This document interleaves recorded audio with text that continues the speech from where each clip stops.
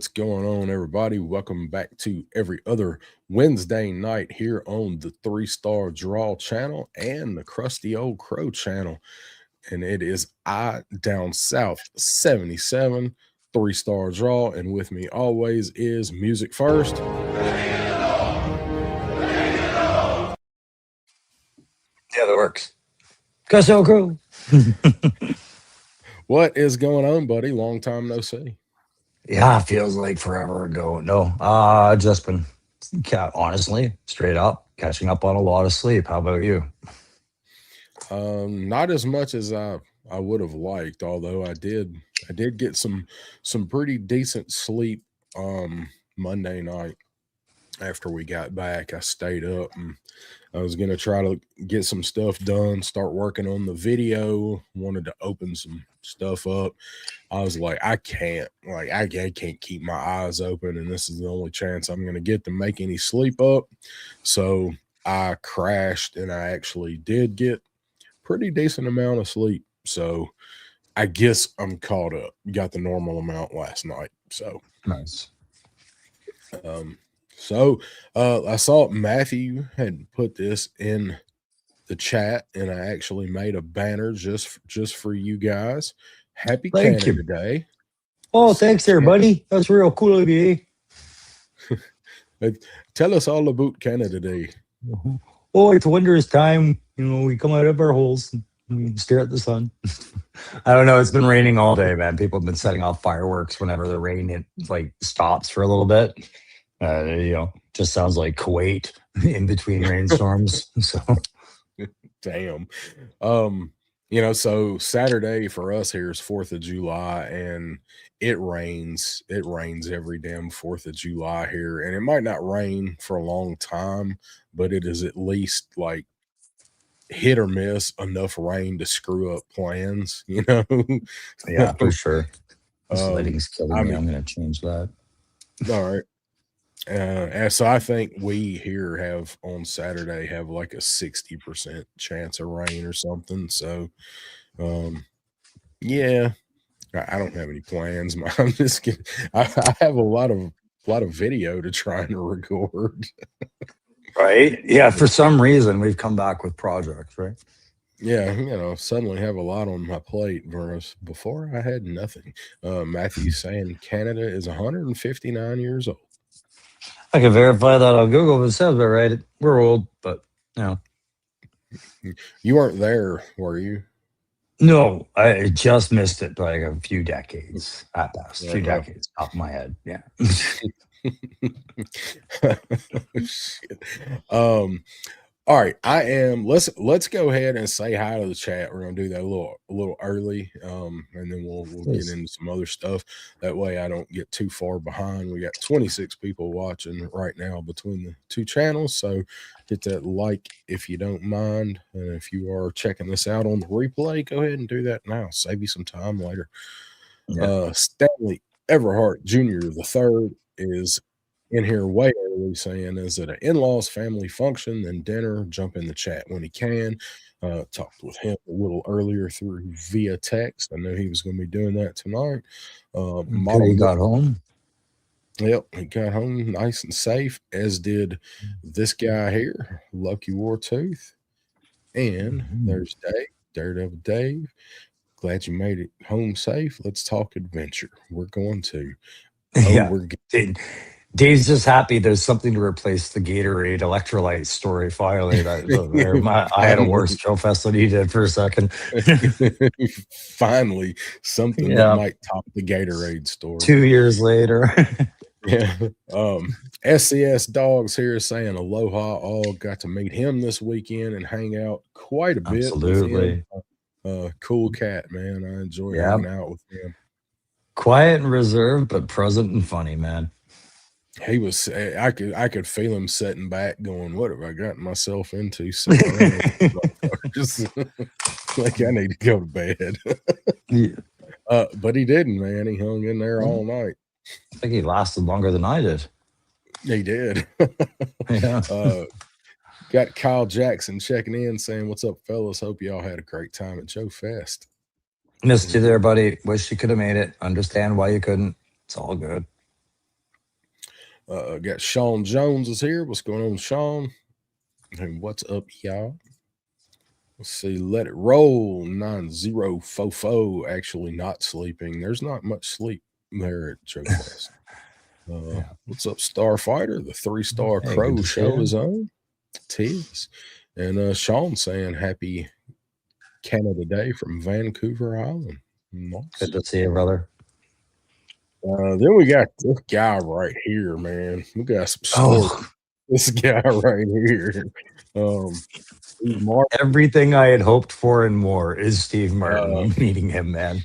The appearance threw me off. The personality did not. It's like very, very. I will tell you, just especially as a Canadian man, you can't read that Virginian accent.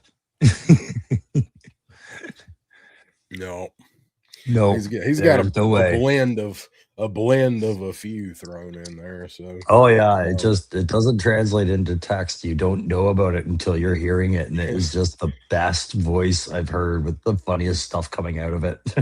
It's funny. After a few drinks there for a while, I said this to somebody. It might have been you, might have been Pop. I don't remember, but I said after a few drinks, when I'm talking to Steve, it kind of feels like in Austin Powers where he's talking to his dad, and his dad says, if we're going to talk English in front of the Americans, we've got to talk English, and they start talking, and it's like, you think you know what they're saying? It's like, what? Oh, yeah, it was fun. I had a good and we time got to meet his wife and daughter too, which were equally cool. It was just the whole family affair right there. Yep, got to hang out with both of them. They were a lot of fun. They were cool. So his wife and I have some matching jewelry. Oh, nice. Joe Hunter 73 is here. Got to meet him this weekend. I meet him again. What's going on, man? Yeah. That was at the airport as well, Joe Hunter, right? We were flying on. We had flights together. I think that was me and Joe Hunter. He was just on his Great Canadian, on another podcast just now with Casey and them, and yeah. Okay. Let's see. Derek Holland was here. What's going on, Derek? How you doing? And then we got Derek and Eric. What's going on? Cooking with Eric. Yeah. Good to see you, Eric Thurman. Let's see. We got Cypher 63 is in the house saying good evening all. What's up? Let's see. There's Action Figs. Got to see that guy this weekend. What's up, you studs? What's up, Ed? Going on, Ed? Oh, damn. I knew there was something I meant to grab and bring in here. Oh, yeah. One of my new favorite movie props in the background kind of thing. This is awesome. Here, give me full screen. We'll flash it to them really quick here. This is from Action Figs. Go check out his Instagram on the back. But we were the happy recipients of A's Heartbreaker series. You can have to go over to his website and check it out. His Instagram, and check out his stuff. But this is like my favorite shelf prop right now to stand Figs in front of. Yeah, it's gonna be awesome. Get over there on the interwebs and check out Action Figs. Good to see you, man, as always. Let's see. All right, we got Brandon R's here. What's going on, Brandon? Ultra Mensch is here. What's happening, dude? I'm trying to get caught up on these comments. Sean saying any good pickups? Oh yeah, we're gonna talk about them. Some, not the ones you would think at a JoeFest. Yeah. No, actually, the ones you would think at JoeFest. 19 JJ is here. What's up, dude? Hey, good to have you here. He's covering both angles of the border. We're good. That's what I like to hear. Sabir Del Norte's in the house. What's going on, Sabir, man? Good to see you. Good to see you. Hope you got a good one in, bud. Yes, sir. There's Plastic Fantastic. What's up, my man? Yeah. Good to see you. Great hanging with you fellas this weekend. Great hanging with you, man. Debo. Feel like you hung out with everybody possible this week. It's just like that kind of momentum. Even 3 minutes is considered hanging out because you're just like, There's so much there's so many people, so much you want to try to see everybody.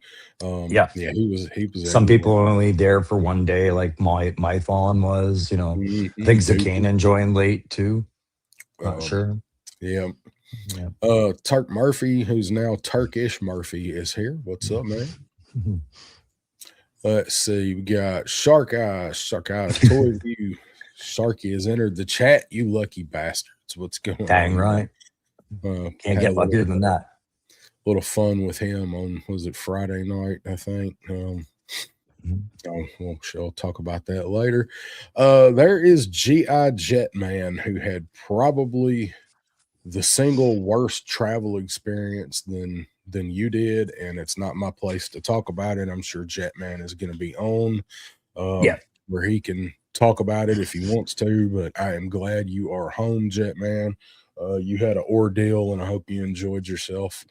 So saying a 3-star crow in chat. Happy I got to meet you guys and everybody at JoeFest. Yeah, man, it was good.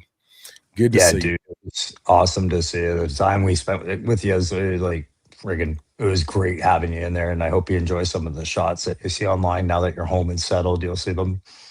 Yep, absolutely. Got Lone Dragon saying, I reckon these two fellers look kindly familiar. Got to see Lone Dragon, and thanks to Daredevil Dave, I stole some of his toys. I got to hang with Lone Dragon on a road trip with me, him, and Mason going over to the Woody Crew house. Oh, yeah. Good times over there, I bet. Yeah, it was a much needed relief to hang out with those guys for 45 minutes. I know the time because you were waiting on us to come back. I was. Yeah. Let's see. Bobby Wald is here. What's going on, Bobby? Good to see you, my man. Yeah. Hey, Bobby. Good to see you, buddy. E Worthy's here. What's going on, dude? Let's see. There's Chad Forrest here. A little late, but what up, gang? We hadn't gotten into it yet. You just on time. Yeah, you're on time for chat roll call. You made it. That's right. That's why I started early. Check off his name. He's here. Okay, who else? Sure. hey, Ron. That wasn't the right one. That wasn't the right one to start with, probably. Yeah. Mr. Garvey. 610 Yojo Daddy Mason's in the house. What's going on? Right on. Good to hang out with him. Another great dude with a good accent. And man, do you ever have to look up to talk to him? I die. Yeah, watching him and Punk interact was interesting. Yeah, he's not really 6'10". He's 5'22". Yeah, he's 5'6". Yo, Transformer Mama, I think was what he told Pop Blender. So, Callister's here. Cal Shaves, what's going on, man? Saying, hey guys. The U.S. Combat Dojo saying, hey guys, what's up? Oh, we're coming to the end here. Getting there. Yeah. There's Todd C saying, hey all, welcome back. Thank you. What's going on, Todd? All right, I think we have addressed everybody in here. So let me hit my banners real quick. Happy Canada Day to everybody that is celebrating Canada Day. And happy 4th of July coming up for you guys. Yeah.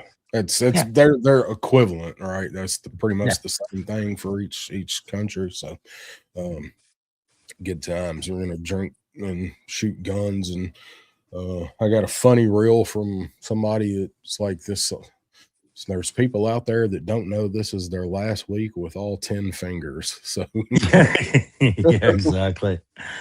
Someone's gonna win a Darwin Award very soon, and they're gonna earn it, right? Y'all be careful out there. Oh my God. Don't be a meme. Yeah, don't be a meme. Chad saying, is today a Canadian holiday? I just watched Strange Brew with my son on Turner Classic. Oh, yeah. The old SCTV crew, right? Yeah. Strange Brew is a classic, but we turn these off now. Yes, today is Canada Day up here. Everything's closed, so you celebrate it quietly by yourselves at home. Or in parks in Mass, but it's raining, right? So, well, yeah, you could have got your kayak out today from what I see. So the lightning was literally hitting like meters away from my neighborhood, so it really wasn't good kayak weather. That had crossed my mind, but it's when you definitely don't want aluminum paddles in that thing. No, nothing aluminum. Everything I buy is plastic, hard plastics, composites. The hell is an aluminum? We did go in aluminum canoe on a military training, like on an adventure training in a lightning storm. And we realized while we were on this lake, like kilometers from shore, is like, hey, all our canoes are aluminum. Okay, let's go. Paddle faster. Right? That's different. That's different than what we usually hear down here, right? Paddle faster. I hear banjo music. So, Yeah. Ultra Mensch is saying my little girl turns 12 on the 4th of July. Happy birthday, Destiny. Happy birthday. There you go. My brother turns. My brother. Well, let's see. My brother would be 61. Yeah, I think that's right. Would have been 61. So talk about that at some point. So let's see. We got to the Airbnb, saw 3 beds and a couch for 5 guys. Those aren't pillows. Spooning's allowed at an inconvenience like that. Nobody judges. Yeah, that's right. You have to huddle together for warmth. Yeah. Chat farm. Yeah. Happy Canada Day to you. Indeed. Happy Canada Day. You can highlight that. You don't live in. Yep. No. I meant cooking with Eric's comment. You can highlight that. Yeah. Never heard of Canada Day. It's because you don't live in Canada. It never amazes me what you Americans don't know about us. We know everything about you. Yeah. Yeah. You get taught our real history. Yeah, we do. Apparently, I found that out at JoeFest. I found out we get taught your real history. Yep. You do not. That's right. No, it is. That's interesting. I couldn't stop laughing. You're like, stop saying that to me. It's true. Oh, damn. Jetman said, I don't have to worry about losing any fingers. Nailed it. Thanks, buddy, for having that sense of humor. God, I love that. Gotta look on the bright side. Side. And honestly, Jetman, I loved it because, you embraced that. Fist pumping was all we could do, and you were doing it with everybody. Thank you for that, because that's connectivity, brother. Yes, sir. Yep. No qualms about it at all, man. It was fun, man. It's good to see. There's Graf is popping in here, so saying good evening, gentlemen. I was part of this, by the way. Oh, sorry. I meant to mention this was made by a guy with no fingers, guys. This is from GI Jetman, right? Cherish this. Got that home safe. Don't worry, Jeremiah. Yeah, I was going to bring that up here in just a little bit because I have one right there. Yep, there it is. A little extra for mine that I'll show here in a little bit. I was part of a plot with Graf and SCS Dog, and I'll let Pop Blender tell that story. I think he told a little bit of it last night when he was on with Matthew, but they're plotting to turn Pop's channel into a Motu channel. So I had to ensure that he took delivery, set all that up, and guarantee that some stuff got there, and SCS brought it for him. That was funny. That's good. He told me about that, or when that all went down. I said, I've known about that for about 5 months. I am too, Joe Hunter. So glad Jetman made it. Yeah. I know at one time he was considering not, so I'm glad. I mean, just a sidebar, Jetman and Stanley Everhart traveled together to JoeFest. I don't think they were able to travel apart, like depart JoeFest as together as they came. Am I right on that? No, they met down there. They met down there. Okay. Just a lot of transportation issues for people with disabilities. Finally people got to see it live with 2 of our friends. It's pretty hard to watch when they are having those issues. So I feel for them. Yeah. Yep. And so, like I said, I'm not gonna go into a bunch of detail on it. I'm sure Jetman will. No. Yeah. talk about that. But man, it was awful. I'm glad you're there. Lone Dragon says, "Won't your distribution be better when you become the 51st state, Crow?" Well, I No mean, more, so you're saying no that more getting we'll stuff never early. get distribution solved because of that? No, I guess we won't. Yeah. Mhm. Oh, I guess you were part of the plot. So we were all part of the plot. It was the toy powder plot. Uh, let's see. Dave saying, Oh, Jenna and Stanley met me at the bus stop. I brought Stanley to the airport. Okay, good too. cool, Good cool. deal. Little collaboration. Little help from your Yeah, friends. that's what we'd hoped would happen, right? So I didn't think about this until today, but we're probably one of the first shows in like our group of sphere of people that's really going to get to talk about some of the stuff at JoeFest, like some Well, of for now, the yeah, I um, wasn't really tracking, but I do know the Circle of Jerks. Yeah, they're gonna wait till Punk is back from Florida.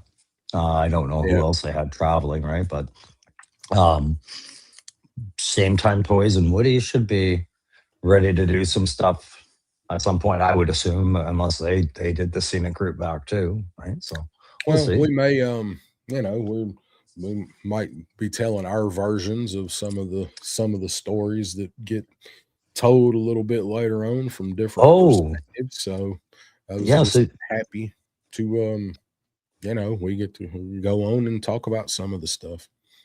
I like it. You're right. We will be controlling the narrative. We will tell the truth, and everything else after that that's contrary to that is clearly a lie because we were first.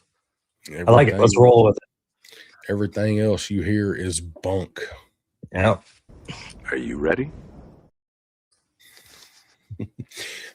Oh, let's see. So let me look at my. So I got one thing I am going to bring up real quick before we talk about the Joe Fest stuff. Not a whole lot of toy stuff to really get into independent from that, but I am going to bring something up that I noticed this morning. So Kit, the early bird for it ended last night at midnight, and it sold out. Like the all of the pre-orders, all of what Ace had from Ramen sold out before the early bird ended. So anybody that's interested, um, you got to go over to Factory Entertainment because last I heard theirs are still um, holding up. But so that's a good sign for this project, right? They sold through everything before it even went to regular price. Yeah, it wasn't going to be hard to tell just from the response every day. Like I wasn't even there Friday, but from what I saw, that there was like always somebody waiting to get either shots or to talk to Ace about this thing. He constantly had to like reset it with batteries and things like that. I think he was probably, or no, it was USB, but he was constantly making sure that thing was ready for viewing at all times. Always a lineup. So I'm not surprised it hit his pre-order at all. That's a big green light. Can't wait to see what other vehicles are on the way because that's a positive sign for them.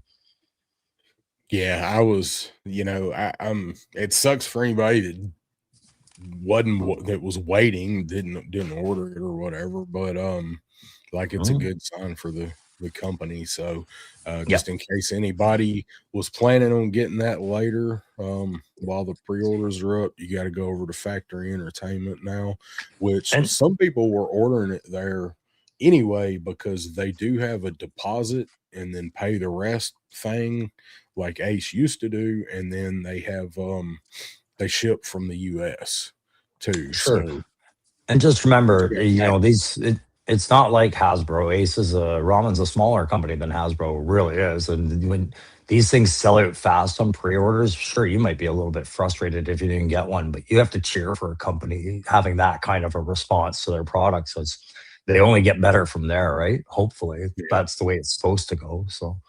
This was one of the most talked about things down there that I saw. Um, Probably one of the Mhm. most got one of the best responses of anything that I saw this weekend down there. So In case you didn't know, just wanted to let you know. If you don't know, now you know. Gotta go over to Factory Entertainment to get your kit. Yeah. Hey, I just I got a nice warm breeze off of like a kind of the Atlantic breeze. Check the chat. I think somebody just joined in to say hi Yeah, while he's on vacation. I got it. Todd, see, what is the price on the new tank? The early bird is 160. No, wait, no new tank? What new Like, tank? well, are you talking about the Wolverine tank or the new camo for the Hunter? He hasn't priced the Wolverine tank yet because it's still in design. But the new Hunter is 160, which is a great deal. If I hadn't just ordered kit, I would probably order it because it comes with the mine plow, comes with the blast effect, I do believe. For this one, it's a good deal. I expect the Wolverine, which is the next one he's doing, is going to be a very different price bracket because that one's coming with a figure. Yeah, it comes with the Tank Commander figure. Yeah, his version of not heavy metal. Right, not heavy metal. Like we got not Tom Cruise and not heavy metal. Correct. Checking in all the way from sunny or perhaps rainy, as it was earlier in the week, Florida, all the way from Disney World. Lawrence, a punk with toys, joining us. What's going on, Lawrence? I hope you are having a good second vacation.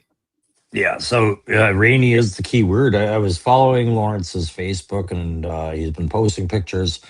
Yeah, he's always updating that Facebook with pictures of toys and events and whatnot. And I saw lots of raincoats out in the last batch of pictures I saw at Disney. So hope you're having a good one anyways, bud. It looked like you were.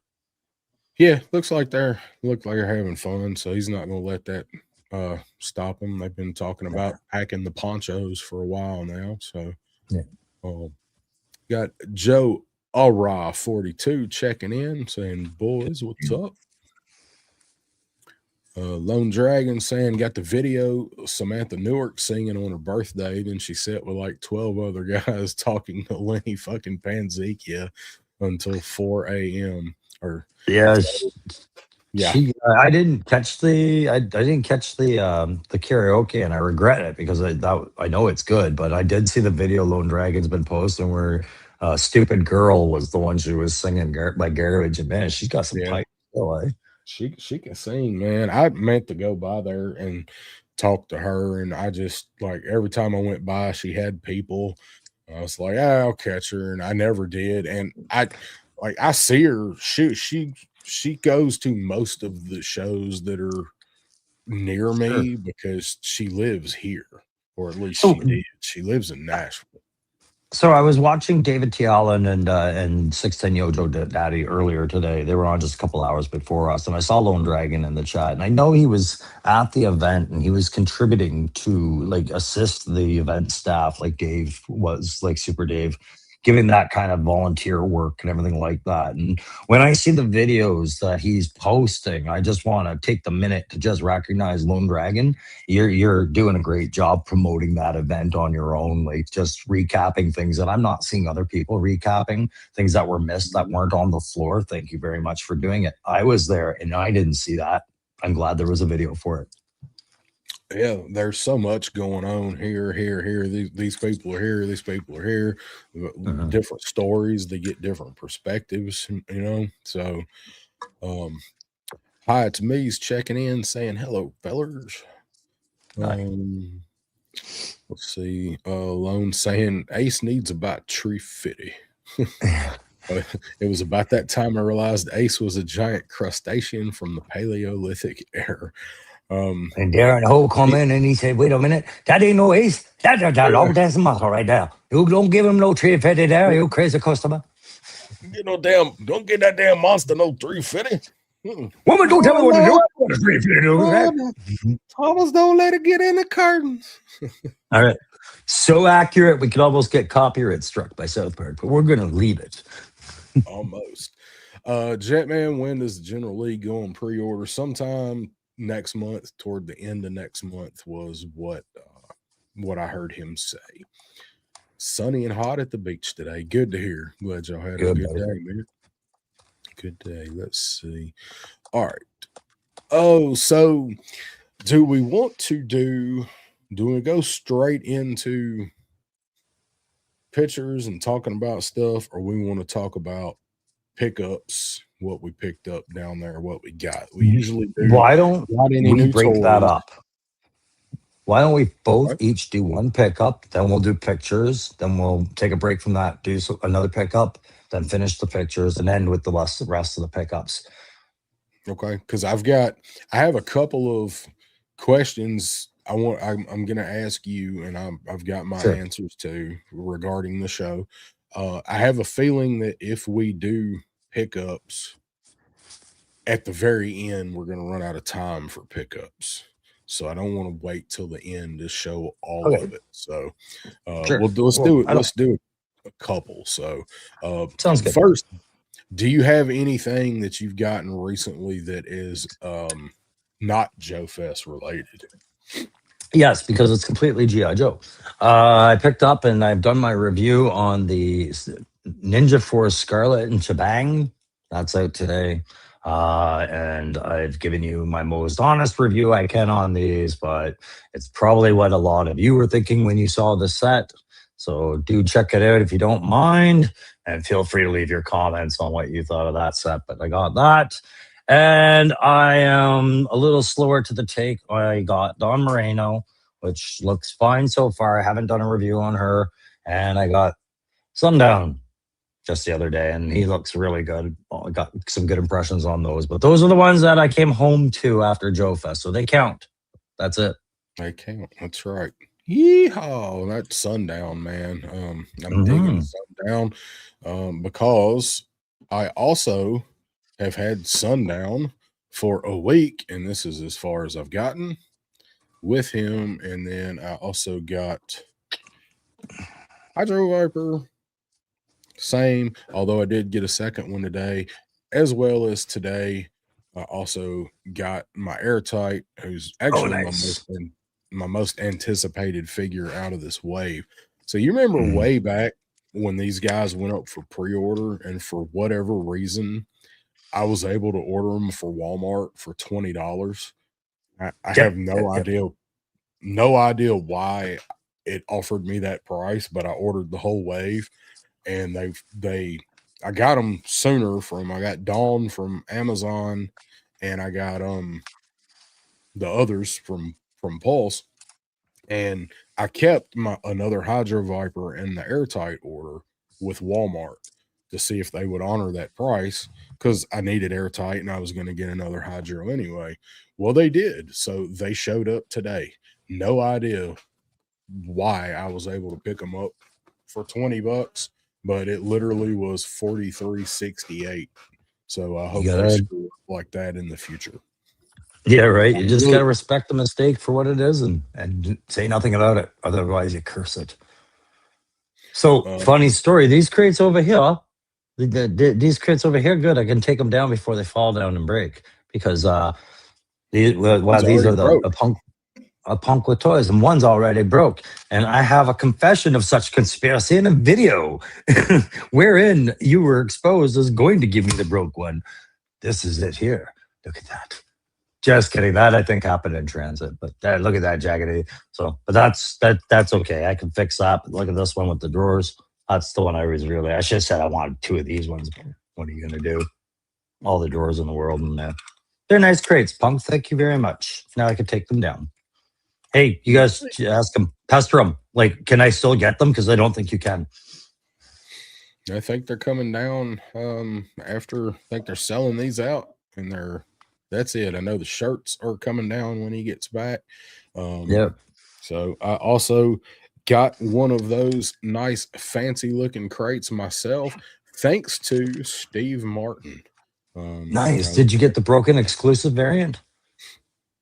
No, mine actually had a little bit of C4 on the bottom of the trays, but I found it before he could set it off. Did it smell minty? Yeah, yes. He likes to send grenades and stuff through transit 3D printed grenades, ladies and gentlemen. So I was gonna get one of the crates from him at JoeFest, and when he was getting them out, I didn't have my wallet because it was about 12 at night. So Steve Martin generously paid for my crate from Punk. So Oh, well, that was nice of him. Yes, I had to count out your bland American money in front of him so we have footage for my Canadian viewers, so they'll get the joke. So I did put out a JoeFest video today, last night late actually. So if you guys haven't watched that, go check it out. It's not really a walkthrough. I mean, we walk through, but it's not like what Punk did where he stops, shows all of the vendors and stuff. Like, it's really just me walking around. I'm with Crow for a lot of it, and a lot of it is cut with our memories of hanging out with people. There's a long slideshow at the end of it. Really, mine was just to showcase more of the camaraderie than the toys. So what Crow just talked about with him counting out his fancy money for the crates, that's in there. Is in there. So yeah. Dude, I'm just reading this. That sucks. I read the follow-on comment, and I don't blame you for saying it the way you do, but yeah, Mephisto's got canceled while he was at JoeFest. Did we say hi to Brian King? I had it. Hey, Brian. I don't remember if we did. What's up? What's up, man? The extra Mephistos are up though. If anybody missed him, like I did, he's in my cart right now. So they've put the extras up. Hell, I can afford a Mephisto after this. Well, that's like I talked to 2 or 3 people at JoeFest. I was like, man, I wish I'd kind of wish I'd have got Mephisto. I know I talked to Jeremy Kimmerlin last week about it, and he's like, oh, they'll put the extras up. And I was like, yeah, I didn't expect them to do it this soon after JoeFest. Sure. Yeah, dude, I'm glad you got it straightened out, Lone Dragon. Yeah, that sucks. They don't want to have these kind of problems with the mail order systems. They really don't. Nope, not because that's what they're going to be relying on, I think. Made to order, I mean, not mail order. And Punk said the crates are coming down soon. Action says this Friday. Did we inadvertently set up an opportunity for them to update the situation with the crates for the people here? Oh, how terrible of us. Might have led into today's sponsor, A Punk with Toys.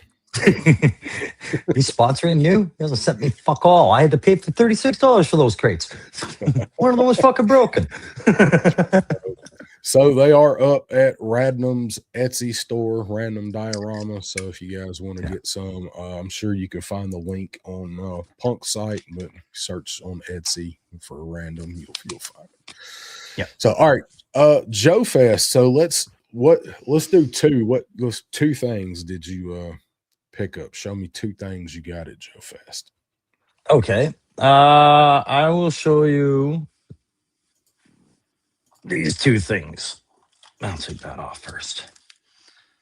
These were one was from Fans Hobby. It's the Novark ARV Ostrix. And you had your choice of them. Pardon me if I've got another figures kit all over them because this thing's a pack mule from hell that I love.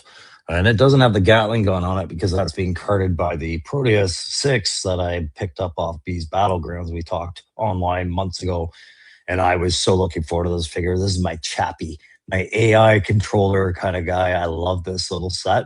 And what an affordable set this was. Like these figures, I guess, aren't that pricey. B didn't charge me anything extra for that. And this was like, I think it was 45 US for the Ostrix, and it comes with a lot of stuff. So I thought that was a really cool little thing. And you'll see my review on that later, probably with the 2 of them together. What'd you get? The regular one was 45. Yeah, this one. Yeah, pretty sure that was 45. No, this I paid another 40 for. The figures were, I think, 40 around there. But yeah, at the show that for 45, and these are the rifles that came with this guy. Sorry, so but the Gatling came with this, so it was cool. Okay. What's up, Hella Geek? Saying evening, fellas. How you doing, man? And so, are those your two things? Are you counting those as Yeah, two? that's two of them at once. I just get the acid rain out of the way, and you're gonna see me do tactical perspectives on acid rain. Oh, that'll be good. Good times. So he's saying he had the money. So yeah, we're gonna let you talk about that. We're gonna talk about that. Yes. All right. I'm gonna cheap out because I'm gonna show. I'll count them as one. I'll count them as one thing, but it's like I'll show the first things that I picked up. That's Joe stuff. So I'll count these as one. Nothing really much to Give see yourself here. full screen like you gave me, Okay. so the I people at picked home up can see.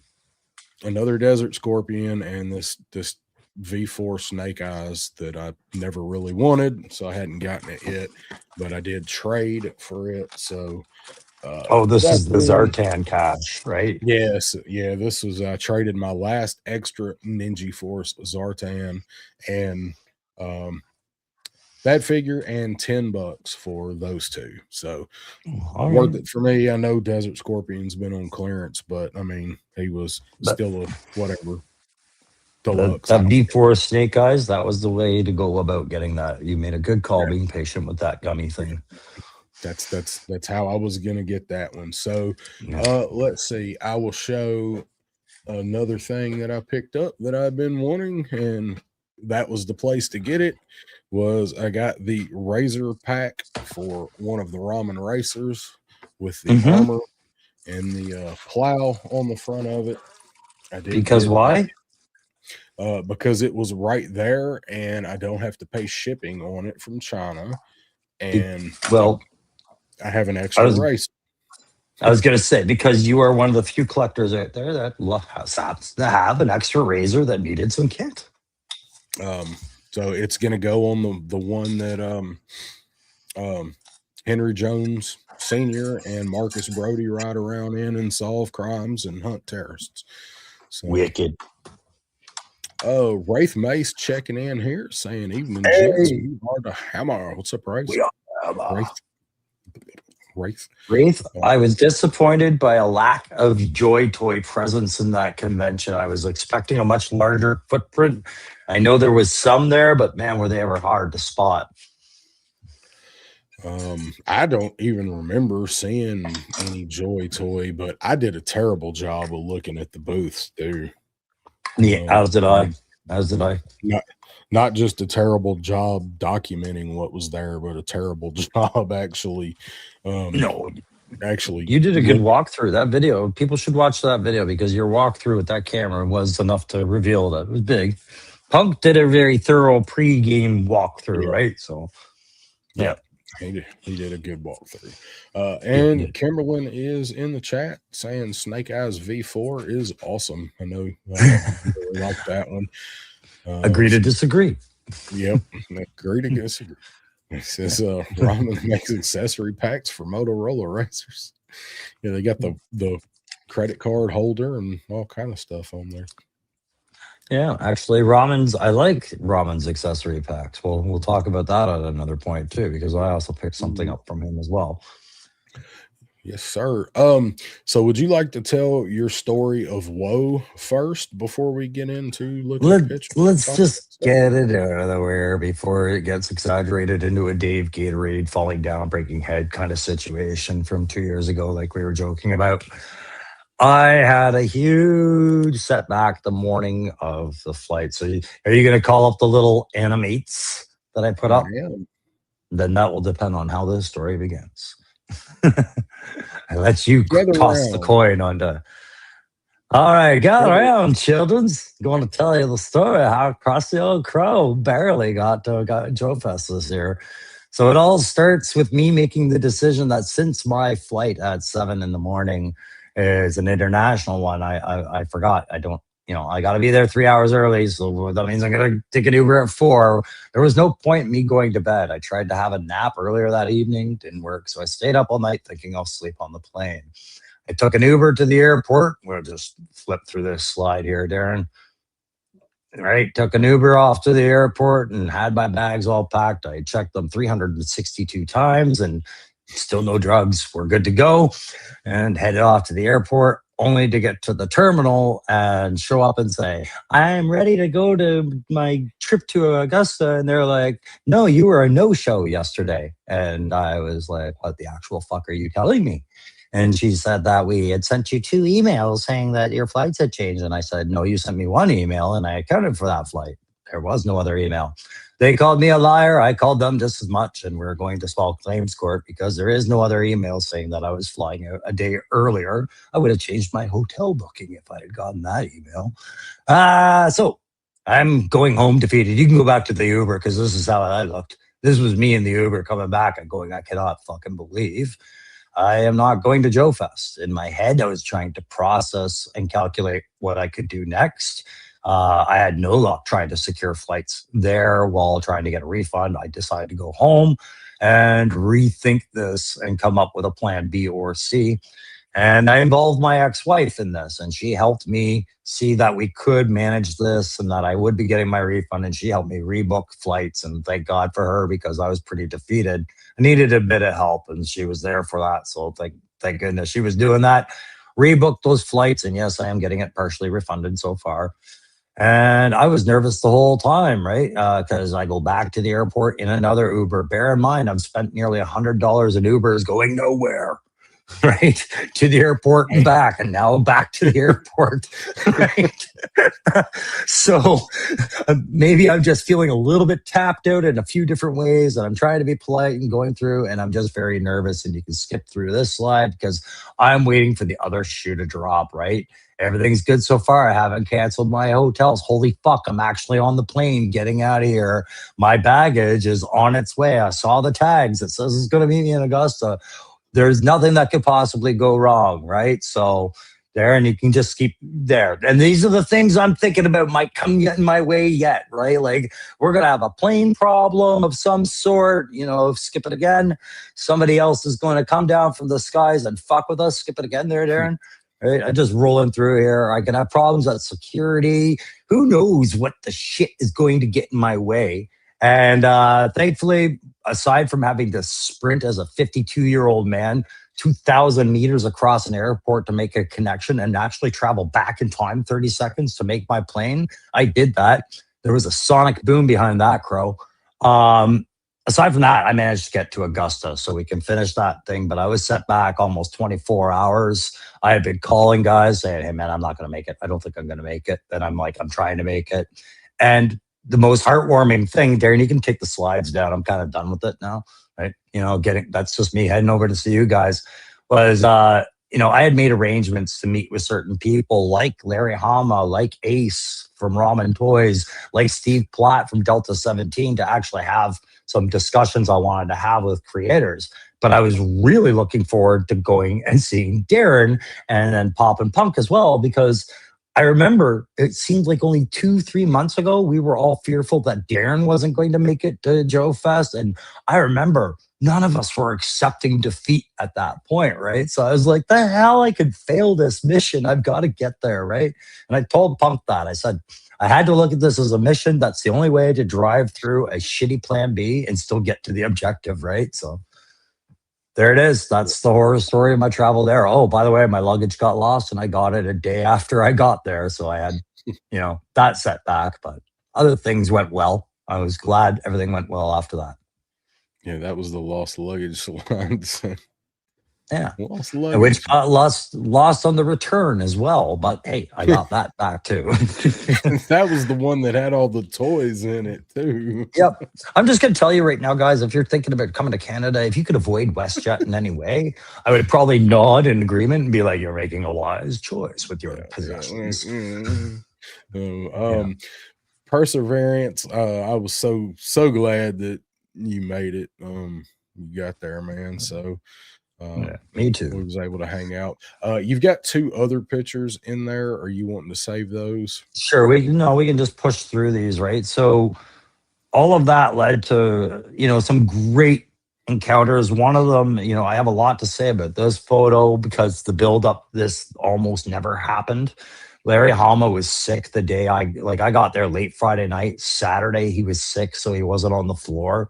And on Sunday, I didn't expect him to really come back, but he did, and he was signing autographs. I got autographs. I have a sub story about something that Daredevil Dave gave me that was very meaningful in case I never met Larry Hama, but I didn't get to meet with him as I had arranged online. Like me and him talked on Instagram and Messenger to talk privately together. I had some questions to ask about a veteran as an author and as editor-in-chief of things like the Nom and writing G.I. Joe and Fury Force. So I had some questions. So at 3:30 in the morning on my way back, lo and behold, who am I sitting in the lobby with waiting for our cabs to the airport? But it's actually Larry Hama. So I got a final opportunity to actually sit and spend some quality conversation with him, ask my question. He was quoting Truman Capote on the Hells Angels stuff as parts of his answers. It was really memorable, and I was really happy to have that. Really happy to have that private time with Larry Hama. And your cousin and Wilhelm Toys from Delta 17's table were the people who thankfully were able to capture this photo as they happened to be up and outside, saw that, and they knew I would love a picture of that. So thank you to your cousin, Wilhelm. Yeah, he was he told me about that the next morning, and I was like, man, that's awesome, because he had that plan, and Larry being sick on Saturday, like they talked about this a long time ago, and he was really looking forward to have some one-on-one time with Larry Hama. And then at the end of everything, after the clusterfuck of everything, and just the ticket, the luggage, and the stress, and you still finally just worked out where you got to talk to him. So I was so glad that happened. Can I close that out with what I was talking about with about Dave there? Yeah, I'll just show it. So if I hadn't gotten to meet Larry at any point and get him to sign my comics, which he did, or have that discussion, which I did, the most heart-touching thing was what Daredevil Dave was trying to do for me, and he succeeded. This is a low-light file card, which he had signed by Larry Hama for me on Friday, I guess, before I could get there. And you got to realize at that same time, while this was probably occurring, my luggage was getting lost. And then it was all the stuff that I had for Larry to sign. I was going to pick a couple of comics and ask him to make them out to me personally, and he would sign them. And then with him being sick, I wasn't going to get it signed at all. So I was a little disappointed. And this was presented to me from Daredevil Dave with the stickers and everything. And I was dumbfounded. And it's because Dave is a very intuitive friend to our show. He knows us. He knows our stories. And he remembered me telling about how important the file cards were for me as a kid collecting these. These were my world for my characters. And this was the only one I had where I had the character. I couldn't keep the file card because the little brat that that was in the car with me, the little kid, threw this file card out the window, and the driver wouldn't stop for me to pick it up, and I was devastated. So imagine that kind of insightfulness, and he shows up with this. And what was I doing? I was about to hit the floor and go pick up a low light file card in case Larry showed up and my luggage didn't, so he could sign this. So it was an amazing coincidence. And the last thing I'll show you is what Larry Hama gave me when I did get everything signed. This is the Mortar Chaplain Pool Assistant coin from Fort Wadsworth that it has for God and Country in Latin on there, and he gives this to service members that come see him at conventions. So I was really happy to get this, and I even said, "Are you sure? Because I'm Canadian." And he was like, "That's okay." Like, oh, never mind. Give me that back. Yeah, so very thankful to all of you guys for cheering me getting there, and very special thanks to Dave for that kind of insight into things, and especially you, Darren, for setting that up and cheering me on the whole way. I knew you were concerned. Yeah, most definitely. I'm gonna go back to the to your other picture that you had sent me. I've got it pulled up. You wanna this one really doesn't need much of an explanation, but you can talk about what it is that gentleman there is signing. Okay, so I'm not going to let you know what anybody signed in that book. I'll just give you a general description. I passed this around from JoeFest. I set it up with blank pages so people could sign, but I also divided certain pages so other people could write their own G.I. Joe file card. And I have file cards from guys like you, G.I. Bro, Baldy Locks, Stanley Everhart got one started, but he wasn't able to finish it in time. But that's okay because at least I've got him signed in the book. Sherlock, Loki, others. But what we're seeing there is right here. Here is one from Corey, and here is one from Lenny. And these are mine. If you want to see them, you have to come to JoeFest when I'm there. And you can write in this book and you can read what others have written on there, including Bollylocks and Punk with Toys and others. But yeah, that's pretty cool. That's my souvenir from Lenny and Corey. That was awesome. So I had my memories book, and they both were gracious enough to sign my memories book that I took as well. So yeah. And we're getting ready. You got a lot of more time with them too, eh? You did. Yeah. Just the way that worked out. So, all right, we're going to hop into looking at some slides. If you guys, there's some really good comments in there, man, about your experience. Yeah, I see them. Thanks, everybody. Not trying to steal all the attention from Darren here. He's all just like, Crow, say more. And I'm like, okay, I'm done. No, let's do slides. I want to go off camera. Yeah. All right. Let's see. Let me pull up our next one here. I'm going to go ahead and go through some pictures. And I'm going to spend a ton of time on any one of these because there's a bunch of them. We're just going to kind of whip through them. First ones we're going to look at some of the stuff we saw. And like I said, I did not take a whole lot of pictures of the toys. I did a terrible job at that. So that's kind of weird the way that lined up. Here is, of course, our thumbnail. Not too fancy on this one. Just declassified JoeFest and Canada Day. Woohoo! Yay. So here, I'll go ahead. I'll full screen this. So yeah, let's do that. So this was just, I went up on the balcony on the overlooking the show floor. There's Dave saying, glad the file card hit the mark. Yeah, dude, it did. Absolutely. I was had insider knowledge on that one too. I was like, he'll love that, dude.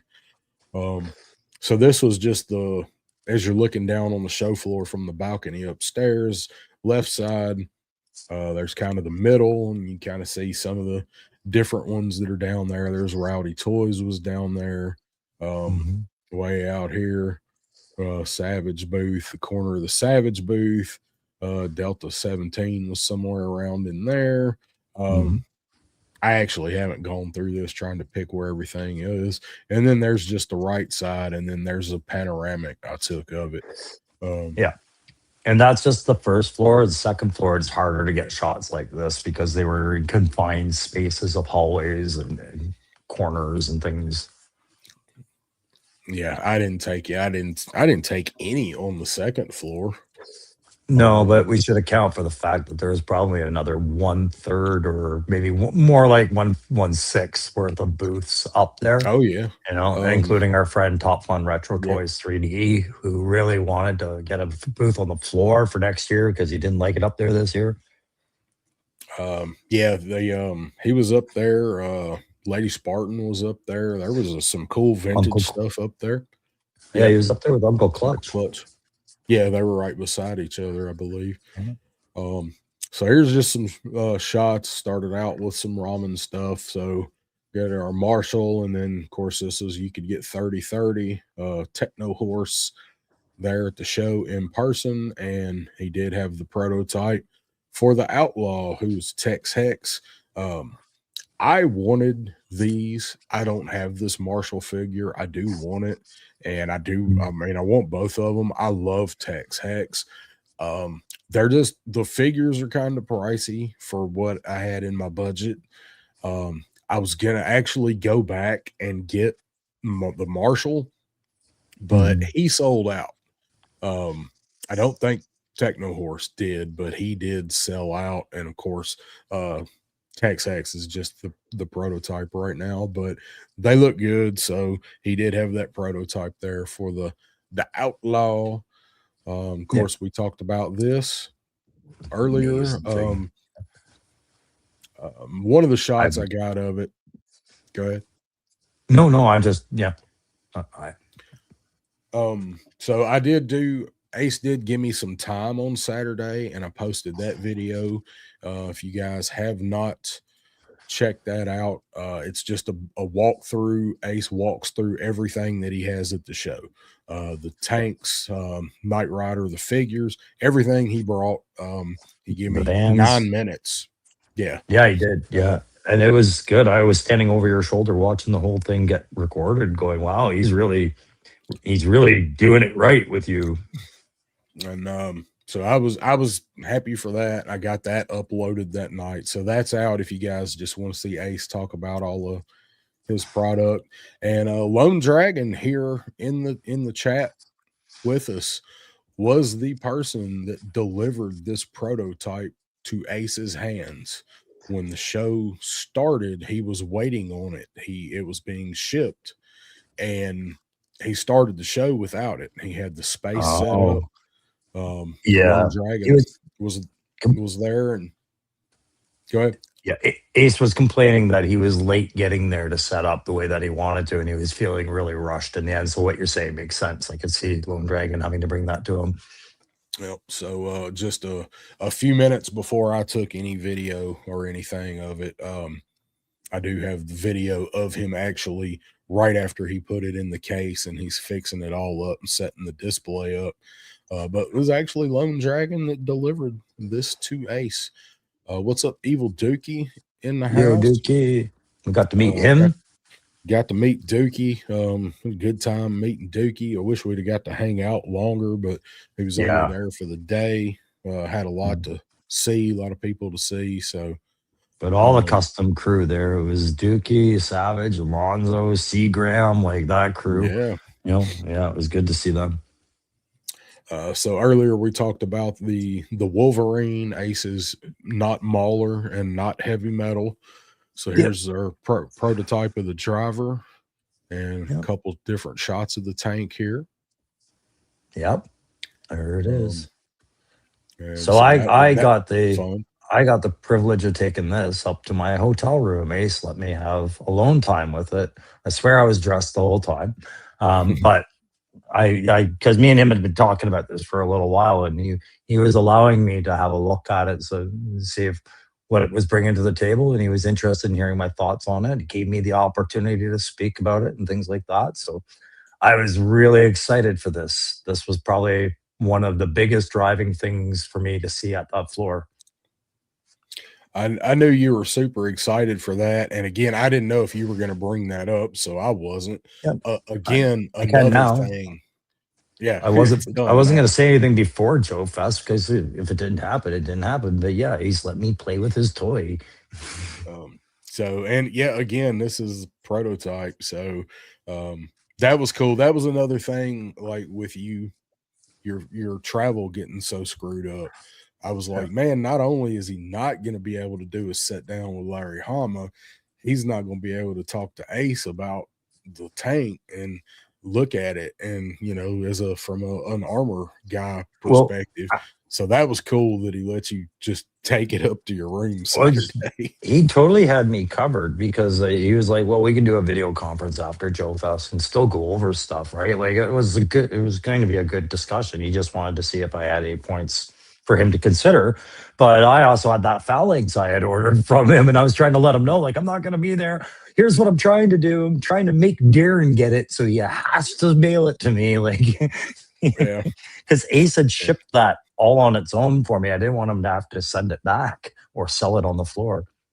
Oh, I didn't remember. I don't think you told me that he just like picked that one out and had it specifically sent for you. I didn't know that was it. It was specifically sent for me. And Darren Ho, I think is his last name, Ho or Co. He picked it up. His name's on the box, and it was for me. So they didn't bring down any extra phalanx parts.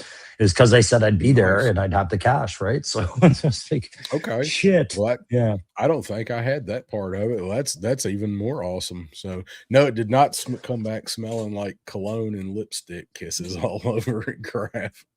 No, but I've got a picture of it with my beret, and I've got a picture of Ace in my beret. So as we were talking about it, he did me that favor and let me get a picture of him in my beret. That's awesome. My armored beret, yeah. So we'll go back over to now we're over at the Savage Crucible booth, and this was one of the booths that I had to make sure that I got to while we were at the show. This was just some of their figures that they had set up. They always have all of their stuff and then stuff that is coming up set up on the table. And this is the Drevarthi Sentinel. This was the exclusive for JoeFest that nobody got to see until JoeFest. I mean, I'm sure some people were maybe privy to it, but for the most part, nobody got to see this until the show floor opened and they got in line. That's cool. They at first didn't even have it up on the table, and then they put it up there. But so just some different shots of some of the stuff there. So and my favorite, those Komodo dragons did end up selling out. No, we all thought they wouldn't, but they did. I didn't end up getting one. They had the blind I never got boxes. Well, we both were going to go back over there because I didn't. They told me at the beginning of the show, like, "Oh, we got plenty of them." And Sunday, they did not have plenty of them. So a lot of cool stuff on this table. I'm slowly dipping my toe into Savage Crucibles. They're kind of edging out Mythic Legions other than the skeletons because you can bend and pose them and they stay. A lot of cool stuff on this table, but my absolute favorite thing on this table, and I got some other shots of it. It's glorious. Is they are making a battle mount Great Freaking Dane. And I've got a couple other pictures of him here that I'll show. Just this stuff looks so good, and I didn't realize like how fast the Savage stuff sells out and how rabid the secondary market is for this stuff. I've found out. It's why I've stayed away. Everybody has told me it's pretty common sense at this point that they are a very superior quality kind of figure. If you like, yes, Mythic Legions. No, it's Savage Crucibles and Mythic Legions, according to what I've been hearing. And I've been told to get one. It's that fantasy genre that I just reluctant to keep buying figures for. But the soft goods on these, when I was looking at these, like everything these things bring to the table, I can see why people are fanatical about them, right? Like just rabid. They look absolutely fantastic. So it's not something I'll pick up a ton of, but I do like them. I'm not a big sword and sorcery guy, and I'm not a big anthropomorphic animal kind of guy, but certain things do strike my fancy, and some you know what it is do. If I had a little bit more shelf space and the military stuff wouldn't eat so much into my budget, maybe I would collect this stuff because it's worth it and I know it. But right now, as prices keep going up and our stuff keeps coming out, and some of that military stuff is getting really expensive, or like the Joe adjacent stuff, it's just you could bankrupt yourself trying to collect all this really easily.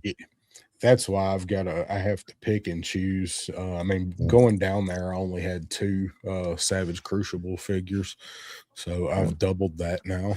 to this day, I still don't have one. That's why I wanted at least a Komodo. I was like, I want to at least say I have a Komodo from them. I was like, fuck, I waited too long. Right. So I switched my phone into portrait mode to get this good picture of this Great Dane. And you know how portrait mode likes to blur stuff out? It thought the ears were part of the background. Oh, I was wondering about that. I was like, what the? Did this ear fall off? Is it a secondary piece? Portrait mode did that? I was like, are the ears? Do the ears come off? And I'm like, no, wait, the other one's over there. But I mean, like that doesn't even seem like a lens issue. That seems like AI actually trying to edit something out of the portrait. It's done it on some of my pictures before, and I've had to scrap that picture. So, those Danes are nice. Yeah. So Lone Dragon's saying I'm having them Danes. So that's my favorite breed of dog. Great Danes, then Rottweilers, then Pit Bulls are my favorite breeds of dog. I've owned 3 Great Danes, fostered them, I was always the guy that got called when I worked at the shelter. I was always the guy that took care of the giant breeds when they come in. So I will Sure. be having them Danes too. Yep. So That's, I can see them worthwhile for sure. Look at the up so armored. Oh wow. so here's the armor that goes on said Great Dane. I love the ear So holes. in Game of Thrones, wasn't Ramsay's dogs starved Great Danes or as well in armor, or like just No, they they were weren't in armor though? no, they weren't Danes. They were Bull he had mastiffs maybe. hounds. He had hounds. I think they were bull mastiffs or Cane Corsos. Okay. But he had yeah, he had a variance of them, Yeah. but So they weren't Danes. Bobby Wold is in my head again because that's all Okay. I'm thinking. I want one for to go in my ramen van, my misery Yeah, machine. I need a Great Dane. your misery machine. Yeah. So Yeah. the armor does not hinder any articulation points on the Dane. So Noise. one of the best things is he comes with chunks of meat. We're just gonna call it meat. We know what it really is.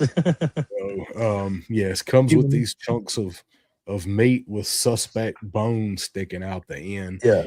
and Something familiar.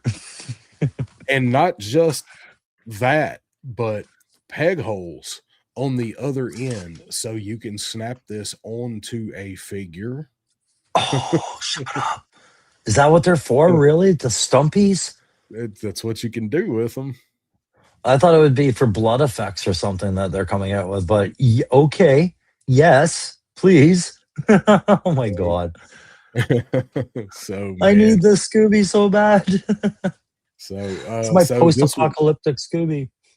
it's perfect for that, man. Yeah. So this is not they're not doing a gray version. This is just a blank. This is just the sculpt just to show the armor on the Great Dane. I mean, look at the shit, man. Chainmail on his neck. So This uh, has to be my first Savage Crucible figure then. I've got to do this. And it did it to the ear again with that. God damn. yeah, yeah. So you can see here where it kind of portraited out, thinking it was part of the background. It didn't just. So here's the angry face for the Dane. Look at those eyes, man. Like zoom in on those eyes. That is crazy. Yeah, Like it looks, bloody yellow. it looks fantastic, man. Yeah, Bobby said, Bobby, you're right. That's what he wants it for. Go with the misery Yep. machine. That's right. It's not an if, it has to happen. But I hope they do it in a couple of different colors. I have a feeling they do. Man, if they do, so they done the dog is Brindle. He's the Brindle color pattern. Okay. So I had a black one with white, which is called Mantle. I had a fawn, which is just a tan, and then I had a blue merle. I had a big blue merle dog that was my best friend for 10 years. Name was Tyson. And what I thought was funny about when it did this to the ears in the picture was Tyson was named Tyson because the people that originally had him tried to crop his ears theirself and fucked him up. Oh, So them. both of he had a bunch of his ear was gone and they laid flat back over the top of his head and they were bent. So they named him Tyson because, biting ears. Yeah. So, yeah, it's I would figure they'd have that was a gimme to me. Like I'm sure it was there. Probably has an articulated tongue inside. yeah, What's that probably say? the snake dude does. Yeah. Adam saying I need one of those Danes, then painted up by somebody like Tony to resemble my old boy I lost earlier Yeah. this year. Yep, you need a big buck to do it with, man, for your pup, and this one may fit the bill. So it's This great. is an absolute must for me now. It's my new mission: acquire this dog. the day these go up for pre-order, depending on price, I'll be ordering at least one, especially if they're in multiple colors. So keep me posted when that comes on, and I'll tack on an order with you. Okay. Yeah. So back to some other non-canine savage stuff. So uh, does anybody else see Terry Crews? Maybe an Old I hear, Spice commercial yes, version. Yeah. I hear the Old Spice jingle in my head. So these are some of the different guys that they've got. There's Naraka back there, like the blue guy.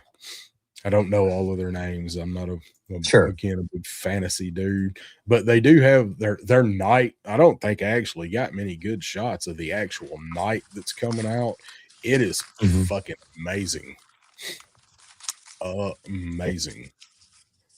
Yeah, I didn't Then spend much over time here, at them, but this booth I did. yeah, we all spent a little time at this one. This is Boss Fight.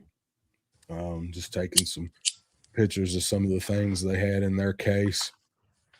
There's their Yeah. Conan that's coming prototype. These guys were cool. I never did find out exactly what all of these guys' stories were. This one in the back Sure. right is Frankenstein. I did find that much out. Yeah, I mean, And like these seem like Dahmer party type figures, right? But right. that's I know it's not them, but it's an example of what we were seeing there. So I absolutely love this zombie Yeah, character with like the flintlock pistols. well, and Yeah. that's what I'm wondering: is it a pirate, like a deckhand kind of pirate boarding party, kind of like Pirates of the Caribbean kind of zombie? I Because he's never got asked. the sword and the flintlock, right?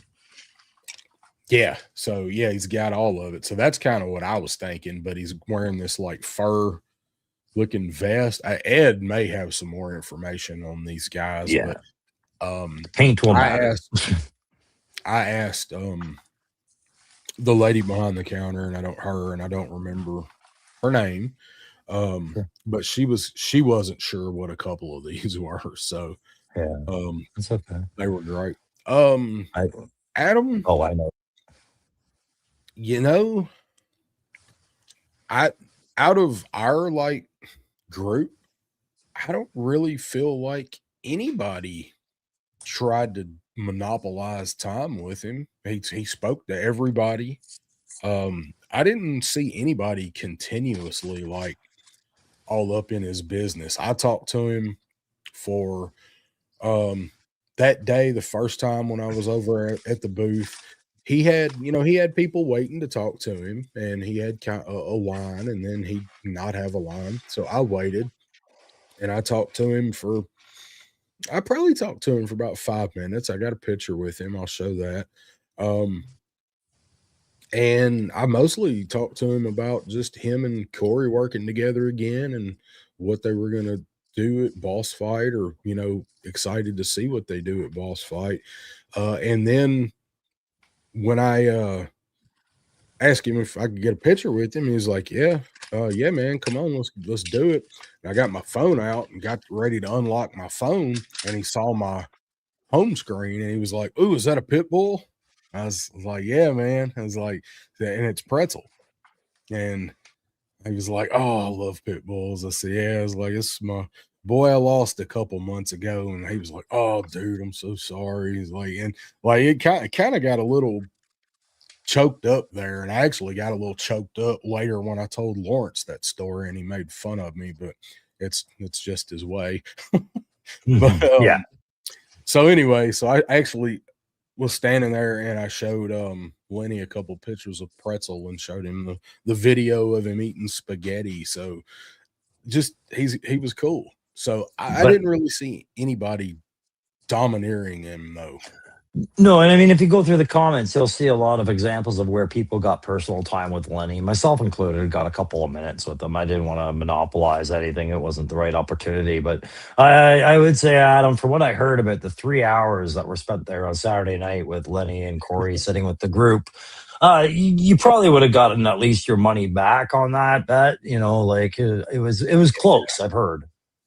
Yeah, we will get into that very soon. So both of those are the Frankenstein figure. Hi, it's me. What's up? Says Hey. 3 heads, 3 flintlock pistols, and a flintlock rifle. Okay. So it is kind of done up similar to Donner Party. A little Yeah, bit. yeah. A little bit. I mean, it's just zombie genre and era appropriate, right? So Yeah. yeah. Yeah, right. He was just fucking with me. I mean, he knows. He knows. That's how he do. Yeah. Yeah, it was Adam.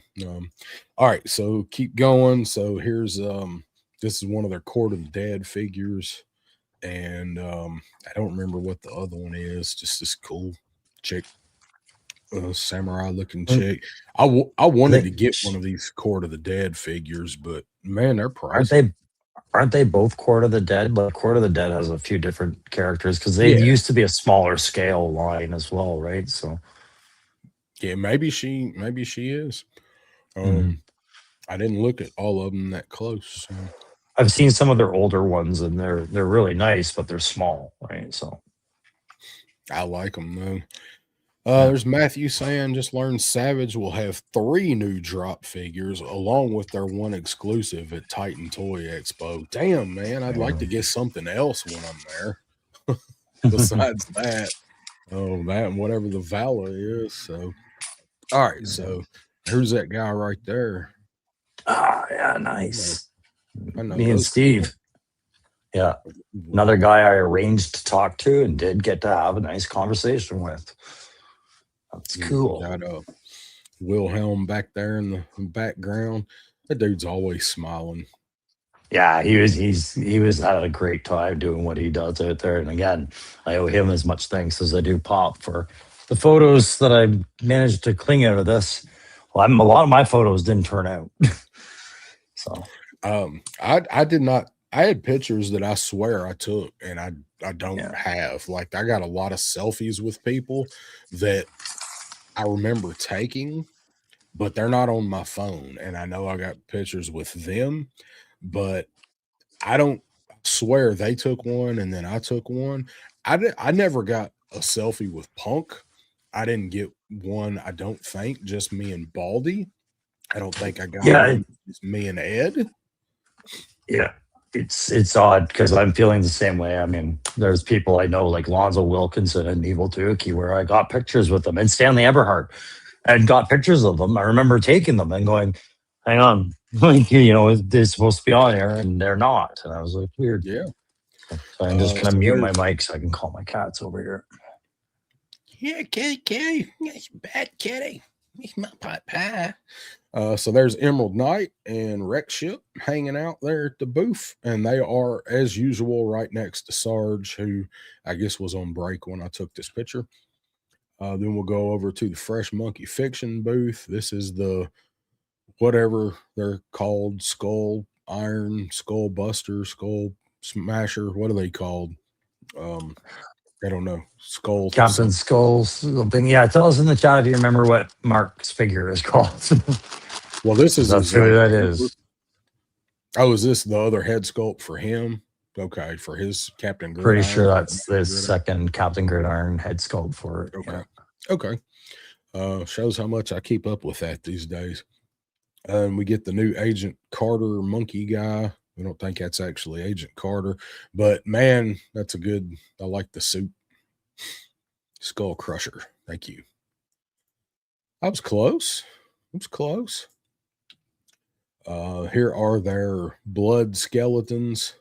I like the pool of blood. And then, of course, we got our Dracula over here. Who, they finally gave him a box, for the. I think, is this the same figure that we got for an exclusive in 24, and now they're just putting the exclusive in the box? It looks like it's the same Dracula, yeah. Skull Crushers and Captain Gridiron. Okay. Is it Captain or Commander Gridiron? I was thinking it was Commander. It doesn't matter, but I do not know. Captain Gridiron the Joe? Yes. Yeah. Yeah. So what the Guitar Monkey, I don't know. And Ed saying he's the next figure in the Fresh Monkeys. So the monkey group that they're doing where they had Agent Carter, he's just the new monkey guy. It is Commander. Yeah. It's Commander, yeah. I And then always there's take pictures these. of these. Feel like I've been taking pictures of that Red Reaper for 3 years. I just made my own. I've had one for over a year. I love We the all know what exposed this brain is. on the one. Yeah, that's Yeah. a cool take on the Skellies. Hmm. And then I like that one, the Ops Skelly, the Yeah. Black Ops. NVGs. Yeah, that's cool. Doesn't need body armor anymore. Yeah, those who trespass are what those guys are. Yeah. Cool. Let's see. Brian King saying, Order 3, Commander Gridiron, and Dr. Rand are in my pile of loot. All right. So here's the are these the Fairy Force? No, Or the Eagle Force? that's Fresh Monkey. This is Fresh Monkey. Yeah. So yeah. Oh, Yeah, which but I don't force? remember which. Yeah, I don't remember which figures these are. I think these are the Eagle Force guys. Maybe, yeah, it would be Eagle Force because Fury Force was a Big Bad Workshop, right? And there he is holding an eagle, so I guess that would make sense. Yeah. I Yeah, took these 6-inch Eagle pictures. Force. Yeah, thank you. I took these pictures really, really quick walking by. I'm like, yeah, I might as well get some pictures of Gridiron. But here's Absolutely. the stars of the Gridiron, the Fresh Monkey show. Yeah. These are the couple of the Fury Force guys, and then of course we did get to see that they are doing a Larry Hama figure. Yeah. And that one looked really good. Like I this is my big regret because they had these and then they had the 4-inch Fury Force and I didn't buy either of them. And I kind of wish I had set aside money to pick them up because what a great souvenir that would have been to get signed by Larry. Right. Oh yeah. But still, that Fury Force, I am going to pre-order when I can about that once I pay off my JoeFest bills because that line looks amazing. And we're seeing the 6-inch versions of some of them. So Yeah, they do look really, really good. yeah. So then here we go again with the Forgotten King and Yeah. the exclusive in the new box. And then we get a glow version of the Skelly. And then Major Striker over here. So he looks pretty good. Is he a straight up repaint of the General? I wouldn't know. I haven't bought any Monster Force aside from the 2 that I have. It's just another line where I just would be overspending if I went into it too deeply. All right. So we're gonna go back to some ramen here. Matthew saying I shipped my 18.7 pile of loot. Should be here. So that's some woody shit. Yeah. Perfect General Ryan. So Ed saying reminds me of Marty McFly. I asked Bill and he smiled and said, I don't know. So just a new head on Striker. But yeah, General Ryan, man, it's perfect for General Ryan. Need Admiral Dyson, Admiral Hollingsworth, need all of them dudes from the Last Stand at the pit. So here's our new General Lee.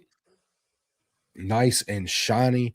Some people do not like the shine on this. They don't like the gloss, but I mean, I do. I mean, if you're gonna go with a new one and retool a bunch of stuff, why not change the paint up? It looks beautiful. I don't know how far ahead that one we saw was, but the paint on it looks gorgeous. I just would say if you don't like the finished product as you're seeing it, then don't order it. Like hold out and see if he does a dulled down version, I guess, because it's going to be a lot of money and you don't want to regret a purchase based off something that you can't ignore, right? If you can't ignore this shine, then don't get this vehicle. I think it looks really good. So we do in my video, he talks about this, talks about the figures, talks about some of the changes that is made to the car. It is I know the figures are blurry. I did that on purpose there. Believe it or not. But the car looks great. I'm excited for it. I do plan on ordering this because somehow I still don't have one of these, even though he's already done it twice. I just last time it was up. I didn't have the money, and I'm Yeah. gonna do all I can this time to order this thing. So I like this. I took this one like right at the end. I took this with the 360 cam. I thought it come out pretty good on this Yeah, picture. that's showroom. But Yeah, that looks really good. so I didn't get any pictures of the vans really, but they're all in my video that I mentioned that Ace walked through, talks a lot about the vans in there. Let's see what else. He did mention you're going to be able to order them 3 ways. You're going to be able to order all 3 figures, just the car, or the set with all 3 figures and the car, which I mean, I don't know why anybody would do it any other way, but price I'm not gonna comment on. He told me where he thinks it needs to be, and I'm sure he told plenty of other people because everybody's asking. But he told me what he wants the prices to be, and if he's able to hit that, he said they had to get some final numbers back. If they can hit that price, I think it'll be a deal for all of it. Both figures fit in the car at the same time. They have some wide shoulders. Well, he's reworked the seats and things on the car. My question that I'm sure somebody asked, I completely forgot to, was do the doors open? Because well, and that's been asked before. Yeah, I saw that get asked before and a couple of other things, and no one really can account whether the doors were open or not, because it's not like we were touching and manhandling this thing. It was there to be seen, not touched kind of deal. But I had been curious about that too. Like, these figures seem articulate, but do I have to shimmy them into the window like they did in the show? You know? Yeah, I don't care how low he makes the seats, they ain't going in through the window. No. And I remember the original toy when I was a kid had a hatch in the roof underneath the flag. It would just, the flag, you'd flip it up and you could slide the figures in there. So I was I forgot to check this out to see if there was like a removable roof or anything, but yeah. He didn't mention anything about it. I think that would be it doesn't look like it. He could. So, the roll bar's new. So, and just to touch on, shouldn't go ahead, finish. You guys gonna say, yeah, the doors shouldn't open to be accurate for the show, but you're gonna have to fudge something because they ain't going in there if you can't open the doors and the roof doesn't come off. Human bodies are soft, figures are not, right? We bend in ways these can't. So those guys can climb in the windows with grace. We're gonna spend a half hour and scrape up our figures, frustrated jamming them in there. He's had to have devised a way to get them in. I suspect the doors would probably open. It's taken me that long to get 2 hands on a steering wheel in that car. So one thing I wanted to mention is you heard Darren just now say that, Ace did in fact discuss some sort of details about pricing on some of this stuff. And Darren then was vague about it because he's been asked to be vague about it, because this is the thing about JoeFest versus networking online is when you're in that area, you'll have things said to you by these guys that is for public consumption. It's no problem. Maybe people didn't know it, but it's okay if you all know it. And then you have these sidebar discussions, and there is a grace of trust to that where the guy's asking you, okay, I'll tell you this, but don't go making this public knowledge, right? And that's what you just saw an example. That's the trust that you get at JoeFest sometimes with these people once you meet them face to face and they get to know you a bit. Absolutely. Say what's up to War Wounds 33 checking in, saying Q Q Q. What's up, man? Q Q Q. The Migo version had the flip top roof. Was what we were. Migo is what we were looking for. We're looking for Migo. Yeah, he's got several things. He hasn't really confirmed making the police car. He wants to. I overheard him saying how bad he wanted to, and he acknowledged like 2 other cars on the list, and then somebody else brought the third. He acknowledged that he should do a Roscoe Pico trained police car, a Boss Hog Cadillac wagon, and then others reminded him about the Daisy Duke Jeep with the Eagle, right? So he was acknowledging a desire for all of those. Whether or not he's going to do them all, that's Future Ace's problem. He's dealing with this right now. Where's the love for Cooter? How come Cooter gets no love? I think he got mentioned. Well, I didn't mention him, but yeah. Fair point. Cooter's garage here because he's probably offended. No, I haven't seen him. So, No. What's up, Gonzo? How you doing, man? Yeah, Cooter's tow truck. It's right, man. A tow truck would be fucking expensive, dude. But wouldn't you? Yeah. I would. So I got one more from Ramen. So these are, somebody said tanks earlier. These are the new tanks. So they're up early bird on the site for 160, which is a good price on these tanks, man. Especially with the extra plow. And like I said, I think the blast effect comes with it this time. So yeah, I wasn't tracking. He had the blast effect for sale separately too, I think. I didn't bother picking it up. Yeah, but I went to go back and get it, and he sold out. I didn't get it when I bought my Razor pack. I was gonna come back and get it, and they were sold out. They sold out of it, and they sold out of the Marshall. There you go. So Hinder Collector is in the house. What's going on, man? And I totally told Hinder Collector, I said, me and 3-Star got the same stickers. I think the ones we're sending you are going to be coming from him, but we still have to go through them to make sure that we've got them all covered. But pretty sure you're covered, bud. Yeah. Yeah, you got plenty coming your way. So what's up, Stanley, rejoining us? All right, now let's get into the real JoeFest. That was all. So this is what I wanted to showcase here. Absolutely. And then we're gonna have to go back through pickups at some point too. We can do some pickups right now before we get into these if you want. Why don't we give them another pickup each, and then we'll roll into that, and then we'll just pick up loose ends at the end. All right, that'll work. Okay, so you go first for the pickup. I went first last time.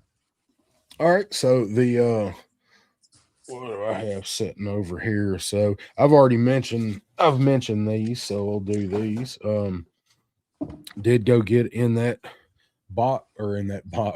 in that line for the Savage Crucible, as I mentioned, and did pick up that exclusive, the Dravarthi Sentinel. I did pick that dude up. Did go get him, and while I was in line, I got extremely lucky, and for the day on Friday, I got the third to the last Elric of Melon Bone. They only brought something like 60 to the show, and I was able to score one finally. And funny enough, Pop Blender got the last one on Friday, and right behind him in line, who was also going to get one of these, was War Chest. War Chest. Pop got War Chest. I heard that story last night on Pop's show with Matthew. So those two are going to count. Those two are going to count as one. And then I got this guy. I got the Red Shadows, the Skeletron Red Shadows Assault Trooper. This is the only Skeletron figure I have so far. This is my first one. So I'm looking forward to getting this guy out. I did get to mess around with it. White Mike Vegeta had his out, and he kind of let me and Punk mess around with it and pose it a little bit. I got to play with it too. Their backpacks are something to behold, man. They've got the backpack system to beat all backpack systems. Those things. I almost bought one, but I was out of luggage space. I knew I wasn't going to get that box home without unpacking it and doing things, so I just didn't bother. I bought a smaller set instead. All right, you showed two, so I'm going to show that. First off, I got my Sergeant Slaughter autograph. This was why I was getting annoyed, because my luggage hadn't showed up. Because if you'll pay attention, those of us in Ottawa are very familiar with this one. This is the one that he stopped at a print of something like 1,000 of them. He said, stop it and repackage this, because his cover wasn't on his head. Sergeant Slaughter is really proud and always puts his cover on his head, and made sure all of his figures had it. Yet in the audacity of Hasbro, they neglected that for the Mad Marauders. So a bunch of these went to Ottawa. And he confirmed that when I was in the line asking if he signed it. And they were like, oh, it's one of these. And they were like, these all went to Ottawa. And I'm like, I know, I flew in from Ottawa. Right. So he signed that to me, and he made sure that he didn't write over his face or his hat. Or I did pay for it. It wasn't free, of course, but definitely a cool signature using all those markers, right? So he made that really nice to look at for me. I just wish I hadn't given him such a banged up box, but that was the fate of holding on for this for a year or so. So that was one exclusive thing. I still have more, but I'll show you this one because we passed by the Delta 17 stuff. And I did get the Delta 17 exclusive Shepherd and Jaguar Desert set from those guys. Had to have it. Again, didn't make it back in the luggage and tax. Oh, darn. I guess I have to open it and possibly review it. But there you go. Oh, no. Those are mine. Oh, no. Content for the channel. But yes, there we go. Those are my two pickups there. Now we can get into memories. All right. Let's talk about some... These are some of the pictures I took of just people and events, things going on. A lot of these are at the end of my JoeFest video. There's a very long slideshow at the end of that. So I hope people watch it. I know it's watching pictures to music, but it really does kind of encompass the feeling of it. So, all right. So this was when you got there Friday night.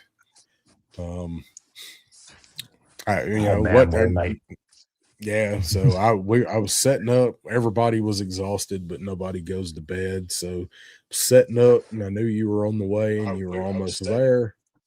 And I was kept checking my phone, waiting on you to be like, "All right, man, are you where you at? I'm on the way." Blah blah. And I was waiting and waiting and waiting. I knew you were on the way there, and I got up. I went to the room. I don't remember what I got up and did. And I come and sat back down, and here you come running up to me. Little did I know you had already been in and kind of made a quick lap because some people had already seen you. And I was like, dude, I wish you'd have told me because I wanted to go out. I had my camera on standby there on my chest. I was going to go outside and film you pulling up. So you got me. Yeah, so I was utterly fucking exhausted coming in there, and I was greeted by the door. I stared in the window and was trying to make eye contact with Tony Figs because I felt like he was looking right through me, through the glass, through me. And then I was trying to puff back a quick cigarette and then go in. And I went in and I was greeted immediately by Stanley Eberhardt and GI Jetman, like in sequence, right? Because they were closer to the entrance anyways. So Stanley was very, grateful to see me. Like, great to meet you. Finally meet you. Got to meet Stanley, and he gave me the token cup that he brought for everyone from the arena that he worked at, and he gave me a nice original 6 NHL hat that he's had for a while because he works in hockey, right? So he knows Canadian guy. And then, yes, I made my way around the room, saw Ponk and the others. And when I saw you, I was like, there's my sense of relief. Now he'll know I made it safe and everything like that. But you could see my face. Look how tired I am. Yeah, you've been up for over 30 hours, right? More than that. Yeah, we were pushing 40 at some point, I think, there. Because I still stayed up for another hour or two after this, right? Yeah, so we stayed up for a bit after that, after you finally got there, and that's when I found out they lost your damn luggage, and all you had was what was in your carry-on. Yeah. So Todd, I'm was just about to announce that he is indeed here. That's SCS Dog we got to hang out with.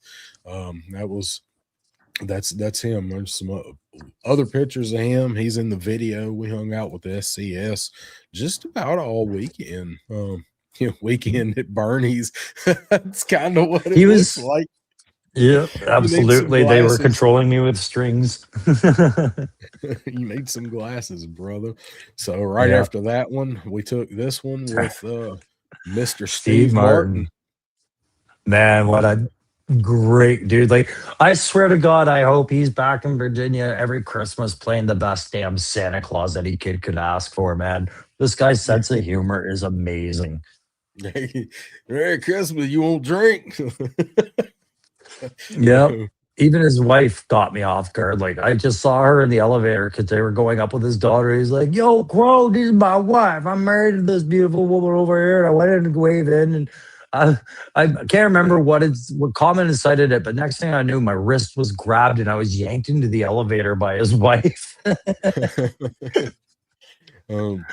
Clint Jorgensen's checking in, another guy that we got to hang out with a bit, and another guy that I don't think I got a damn picture with on my phone. I know we took one on his, but I swear we took one on mine. But no, and I should check. I might have a picture of you and Clint on mine because I had the ones of me and Clint and his family in there. And I want to say thank you for letting me take pictures of your great family, Clint, because I had a really good time getting to know them a little bit at Club Tarkin and outside splashing in the puddles with your young one.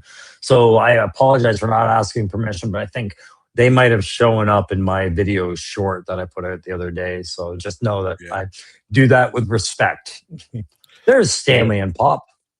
As Pop pops into the chat, cleaning up at work. There was a bar was crowded with people watching the soccer game.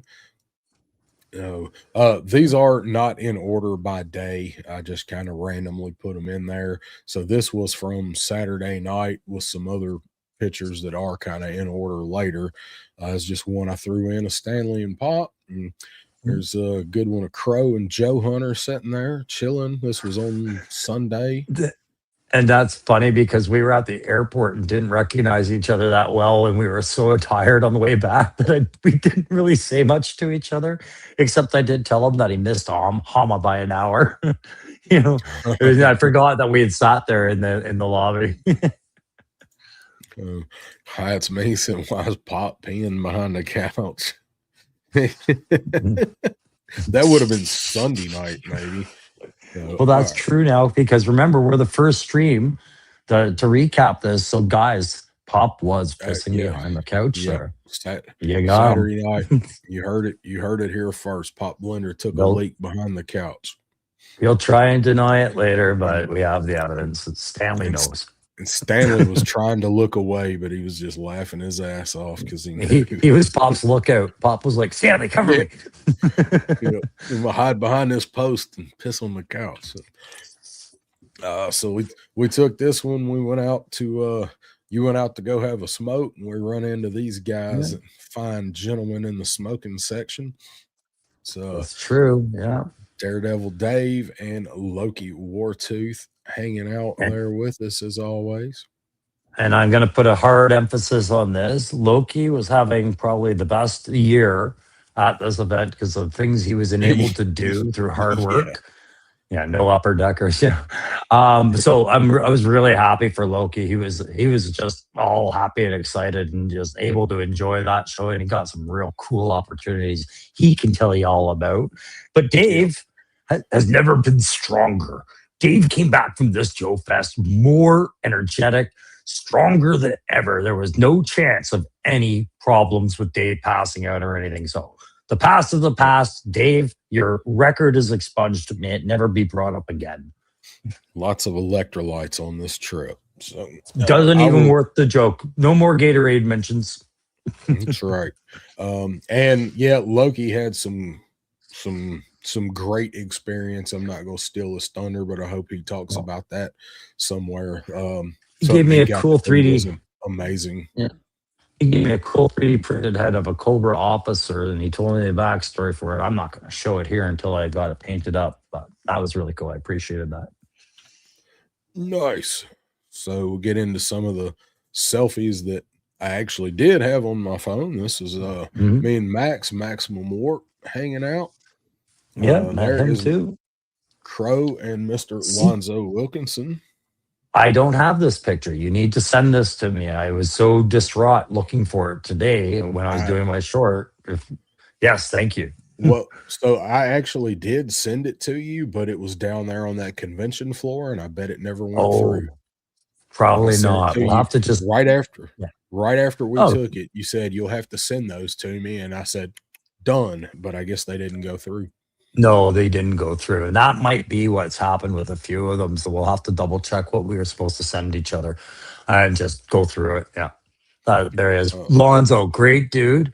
Very humble dude, man. For yeah, the talent he has, it doesn't fit the package, man. very, very amazing, talented guys. Very, very friendly, very down to earth, very quiet. So Yeah. not rowdy or anything. He's just a good dude, man, with some amazing talent. Yeah, He's a man. good one. And like I said, very humble about it. There was a couple of guys in this community doing these customs that I would say are guilty of undervaluing their time and their efforts when they're doing their customs. And I would say Lonzo Wilkinson was almost at risk of that. I think he does know his worth. I think he's just fearful that it would be more than what people would think, but we all know his customs are among the best in the community. So he got to Yeah, show that to some other important people at the show. So I was really happy for him. yeah, I hope that opens some doors for him in the future. 100%. As far as painting and stuff. Yeah. But good dude. So there's another good Great dude. dude, Daredevil Dave here. Yeah, I had a few pictures with Dave. That one was a good for one. sure. Seagram here. Yeah, the Walking window around viper. the lobby. Yeah, so was out hanging out in the lobby on Saturday out front. This is out in front of where you go into the convention. A lot of Yep. 3D printed vendors and stuff out there. Good stuff out there. We got to meet that guy. Got to meet Python see came that down for guy. one day and we caught him. Yeah. Yep. I knew Mython was going to be there. He'd already told me, but I hadn't talked to him for about a week or so. So I'm glad he was able to make it. Had his wife with him.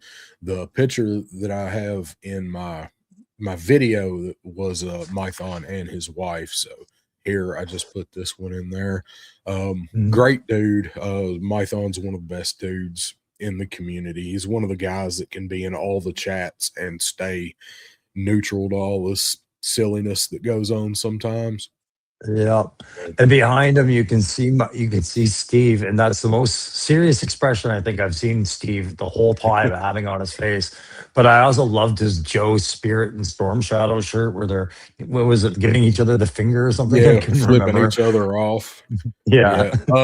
And actually, when because this was right in front of the boss fight booth and Yeah. I'm sure at that point Steve was probably listening to something Lenny was saying, but I did hear Lenny tell him he loved that shirt. Yeah, it's a great shirt. Yeah. No, then there is, of course, me and Steve, and there's a little better shot of his shirt. There we go.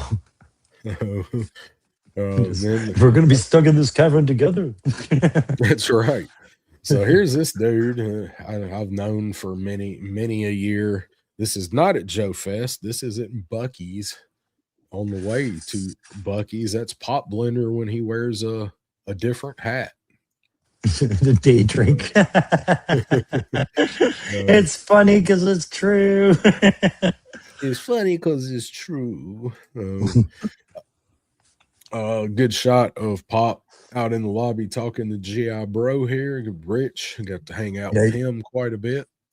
See, he's actually trying to physically intimidate him. Look at him posing his arm right there, and Rich is sitting there taking it. That was actually what they were doing. He was showing him his arms, and I thought I had it on video, but I guess I just took a still of it. But he was sitting there telling Rich about his workout routine and how his arms got so big. It was fucking hilarious. Yep, doing these bottle tricks behind the bar gave me an extra tricep. Yep. I'm going to go back to this comment I showed from 19JJ's here. Totally cool. A bunch of people with their families can get together and have a blast and enjoy each other's company with all the BS going on in the world. So, and true. That I would say that's probably one of the nicest things that was absolutely true about this. And this was something that Baldy Locks brought up to me. I had two things in my hand. You remember this, Darren, that I had just bought not 20 minutes prior. It was a thing from Ramen Toys and an Action Force fig.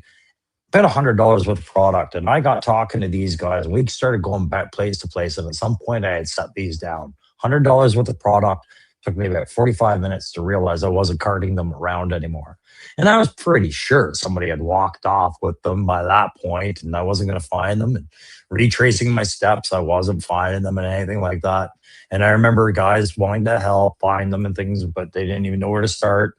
And Baldy Locks turned to me and he's like, you got to have more faith in this and things like that, or something to that effect. And he was really positive that I'd find those things and nobody would have taken them and anything like that. And I found them at JMK Customs.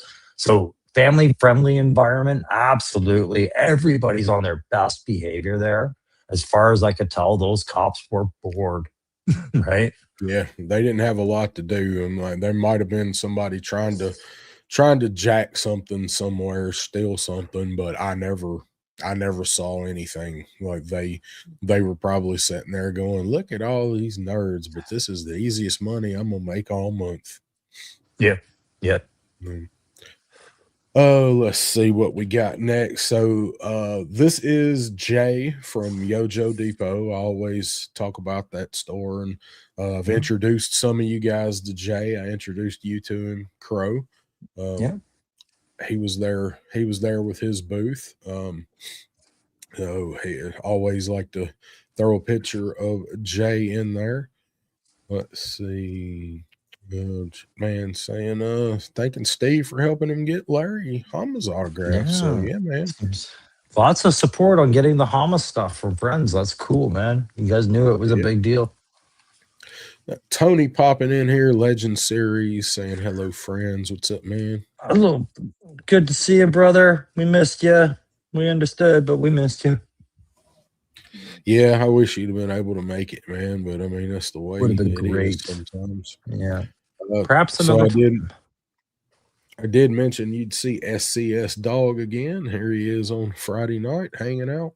This was probably right before Crow got there, or not long before it, I think. Or even just after, because I think we were just kind of sitting close to each other and moving the camera around. Maybe. Selfies and stickers. Selfies and stickers were the biggest responses to greeting. It's like dogs sniffing each other ass.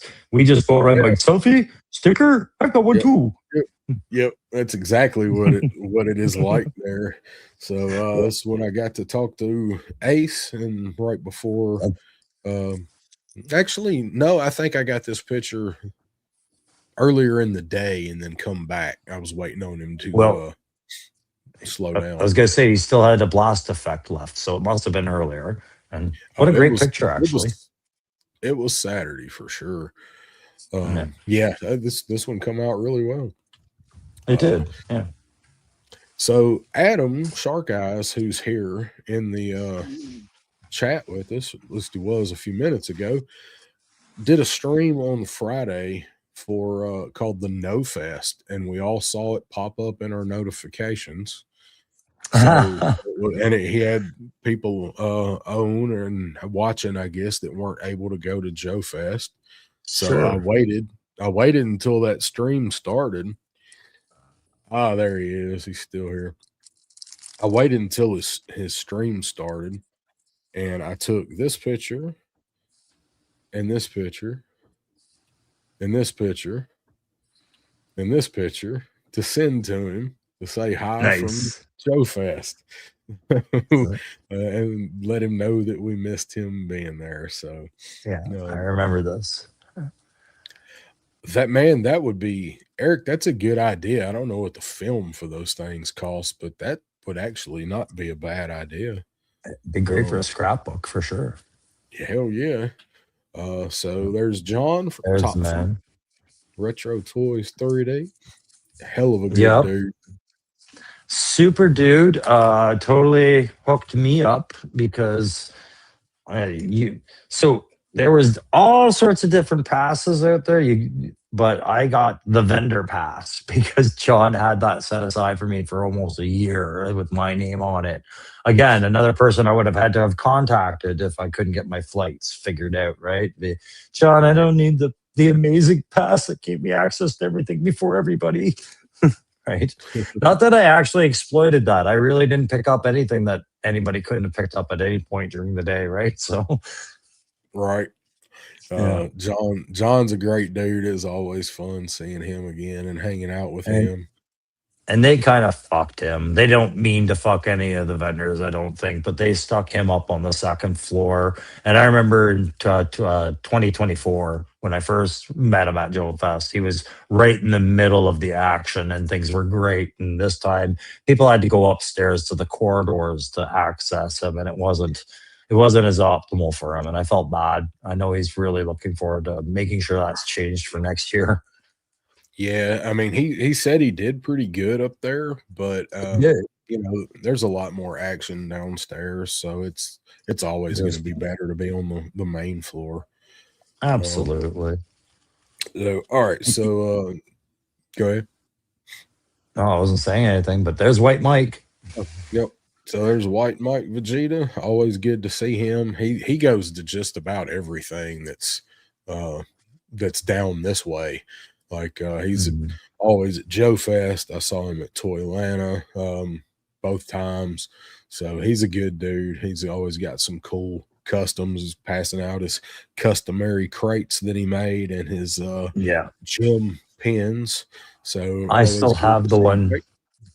I still have the one he handed me in 2024, and I forgot to ask him for one from this JoeFest. But I mean, it was just so fast. Who thinks of these things at the time? But I know he had some. I saw people, complimenting the ones that they had gotten, and I kept meaning to stop him and ask. But that guy was always smiling every point I ever saw him, and I never didn't want to interrupt whatever it was he was smiling about. So yeah. Mike's a good dude. I think he'd given him away by the time I really got to talk to him. So he gave me one of his gym pins. So nice. That's between you guys. That was so funny. All right. Then I got one with Joe Hunter and Casey, the podcast from the pit. Was watching them earlier tonight. Finally got to talk to Hillbilly Eric Harper this year. And again, I thought I got a picture with him with my phone, and I don't have one. I know we took one on his, and he did one of his minute interviews with me. I don't know if he's put it out yet, but I thought I had a picture with Eric too. But there's Casey and Joe Hunter. Great dudes. Yeah. It's nice to meet them. Yeah, there's a good dude right there. There's G.I. Jetman, and I am gonna minimize this real quick. And so I did get this from Jetman. He made the signs for folks. So you kind of showed yours, and I'll put you back up here so you can show yours. But on the back, he also put. Oh, nice. Yeah, and I didn't realize he had put pretzel on the back of yours. It's because I haven't publicly told him my cat's names. I've got this one, and then he was trying to put it on there as well. So he was working with the work, and I love it. Canadian red and white, buddy. That was insightful too. So I appreciated it, and it's a perfect size for a little backdrop piece, just like Ace Heartbreaker by Action Figs. These things kind of go together pretty nicely on shelves, right? As souvenirs. Perfect. Yeah. Perfect. So did get that. So got to hang out with this dude a good bit. Get old Bobby B from B's Battlegrounds. Yeah, a fun guy, man. He really was a fun guy to talk to. Yeah, it was fun seeing him again. I met him at Toylanta last year. And I'm glad he was able to make it and hang out. And it's just, fun dude, man. He's down to earth, just a good, fun dude to talk to. Here's the figure I bought off him. right here. Oh, hold on. No, that's one. We were so. I was so worried that he was going to get me into acid rain, and this is the figure he did it with right there. This thing is damn cool. But Bobby hooked me up with that, and I've been talking to him about this line since. And I think there's a real danger that the more I talk to him about things that are coming, the more I'm going to be spending. So we'll limit it. But I really enjoyed talking to him about stuff when we were there. Right, it wasn't just about the figure. I had to meet the guy. He was another service member, an MP. Right, so. Yeah, those are cool, man. I just hadn't jumped into them yet. Chappie, like I said, that's all I could think of. Chappie. Yeah, kind of scared to get into those. Well, they're not expensive, I guess. Well, they're 1/18 figures are more expensive than their 1/12 figures, and I keep thinking about those prices. Yeah, right. But they got a lot of vehicles for those too, and other like multi-purpose sets. These I think are just taken off. So I don't know, Bobby. If you guys like Acid Ray and want to find more about it, go check out Bobby B's Battlegrounds. He's done a lot of them. He said he has them all. He has everything. Yeah, he's got everything. I'm gonna treat my review on those things as a one-off and leave it at that till I see if I can get more. All right. Got War Chest full of toys joining us, saying War Chest is here. Good hanging out with Scott. It's always good to see him. And again, I thought I took a selfie with Scott, but apparently I didn't, because it ain't on my phone and it ain't in this slideshow. Well, we'll check mine because I have some with Scott. So and then Jetman saying he tried to clear it with a spray, but it burnt the foam board. Yeah, that I've done that before. Hey, buddy, it turned out really nice. There wasn't any complaints. I just appreciate the efforts and the thought. So great. I've worked with this stuff too, man. Spray paint, and you think you protected it? No. Oops. War Chest wanting to know what number did you get on the Acid Rain figure? P6. All right, because I have no idea what that means. So apparently it's relevant. They're blindly boxed with numbers on their head. And, Proteus 6, I guess that's his designate we're talking about on his head. And other ones have 5, 3, 2, 1, etc. Okay. What I missed there? 4. Word. So Adam saying, great Scott. Had to have a sidebar conversation there just a second. No worries. I did. Okay, so he says I was thinking I didn't get one of Lone Dragon too. I was like, surely you've got to be at least in the background somewhere. So good to know. All right, let me get back to my slide here. So this one was another one. I wish it wasn't so freaking blurry. I know. Yeah. Got me and Bobby B, Baldy Locks in the middle, and freaking Zakanen at JoeFest. I thought I had a selfie with him. I know I have a picture, at least 2 on his phone. Apparently, I did not take one with my phone, but I do have video of him taking one of the selfies on his phone. It's in the video. Nice. I never met Zakanen before. I didn't even really. I thought I knew he was coming. I totally forgot until he got there, and it was awesome because the translucent one really does light up a room when he's in it. He's a very nice guy to talk to. Like I said, man, I've never met him. You see him everywhere, and he's another one of those guys. He's kind of like Mython. He can go on just about any show and not drag a bunch of bullshit with it. He was. There's probably not many people on YouTube, at least doing toys, that have as much charisma as that dude does. He is born for it. I was being smart ass about calling him translucent and lighting up a room, but it's true. He really was like it wasn't like he was too much energy dominating conversations. He was just at the perfect vibe the whole time. And I only mention it because I only saw him for a brief while and then he was gone. Right. Yeah, I think he was only there like maybe a day and a half. I don't think he was there. So the whole time. What is it they say? He burned twice as bright? half as well. There you go.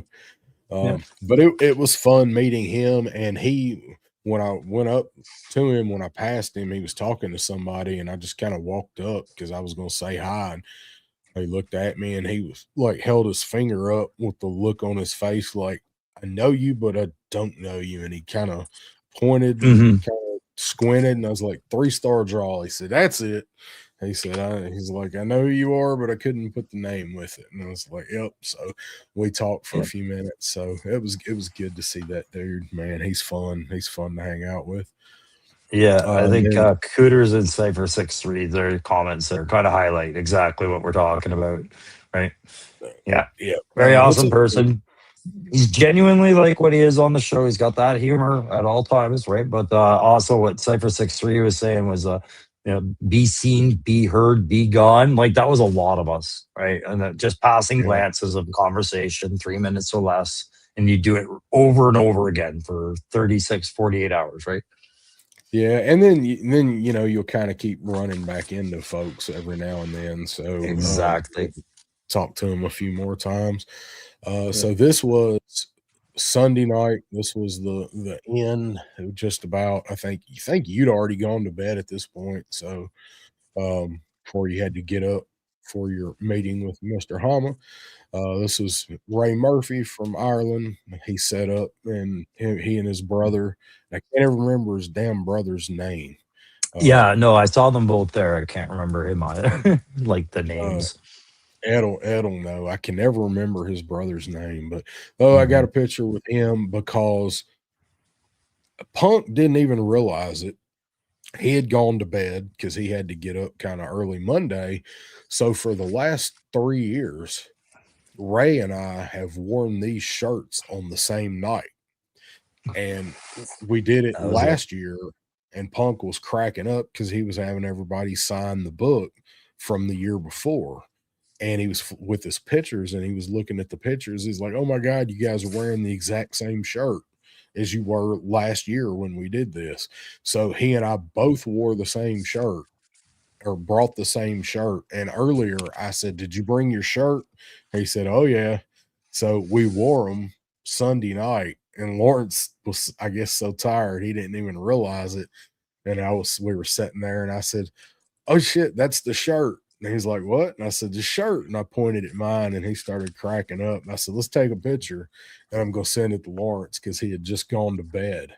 And Okay. we did. And he's like, he messaged me back and was like, holy shit, and laughing. So Mhm. that was fun. Yeah. Oh, sure, Yeah. guys. We know. We know. We know. If you guys are trying to figure out, some of you are new to these chats, right? Yeah, shark eyes and bees get their toys from the Pacifica, so they get They them from are the future, way ahead they of us here on this continent. they are the head of the algorithm mafia. If Adam had been there and Travis Moody had been there, the entire algorithm mafia would have been under But one roof. exactly, and I'm going to ask them right in the comments. Shark eyes and Bobby isn't here, but shark eyes, let me know. Did I get the Ninja Force Scarlet and Jabang before you guys, or did you guys get those a year ago and I just forgot? So here is Mr. Corey Cantaloupe. I got to Yep, talk to him during the day, got very to get nice dude. pictures. Great guy. I've talked to Corey once or twice before. I've talked to him in 24 at JoeFest, and I saw him somewhere else, but got to have some fun with that dude hanging out a little bit later.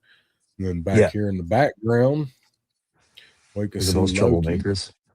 Dave, Evil Dookie. Look like there's a couple other people back there too. Is that Yeah, BX? is BX that with? BX? I was trying to figure if that was BX or Punk, but I think It's it's not Punk. BX. I And think it's Punk didn't BX. wear a hat. Yeah. Yeah. But yeah, So this was my first time meeting Corey, and he was way more pleasant than I expected. Like just high energy, pleasant, but contemplative. Like he didn't speak a lot, but he spoke willingly. yeah, Corey's got some stories, man. He's really Mhm. fun to talk to, really easy dude to talk to.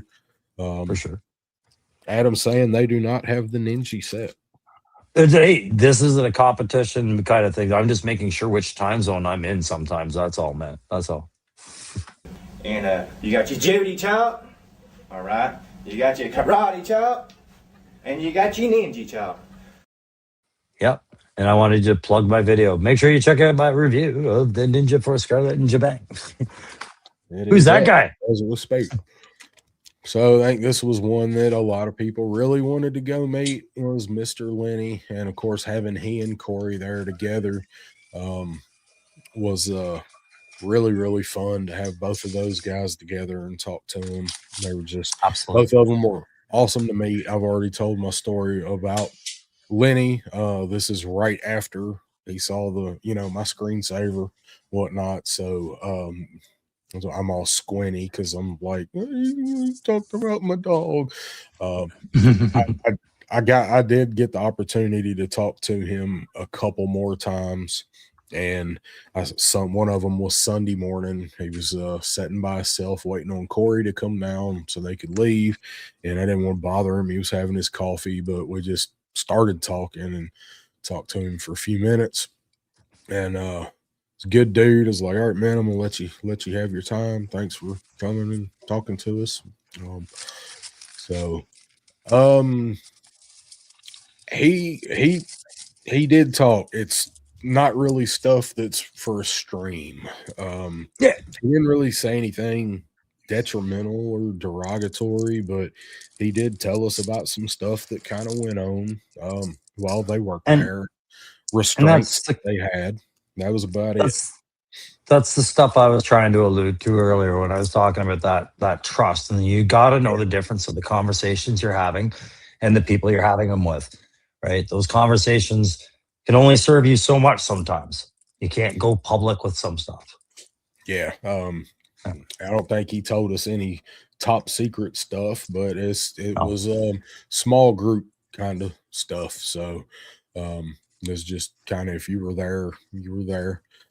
So Stanley, a couple of years ago, sent a postcard in about wanting them to do a river otter for a pet, and he sent it to Lenny, and he asked Lenny about it, and Lenny said, "You were the guy that sent the postcard." He said, "I got it. I still have it, and just as Stanley says here, he kept it." And had it in his studio or his office at Hasbro. And when he left, he took the postcard home with him, and he's got it at home now. So I thought That's awesome. was freaking awesome. Yeah, that is awesome. I thought that was great. So then here is the fabled Nacho Mamas.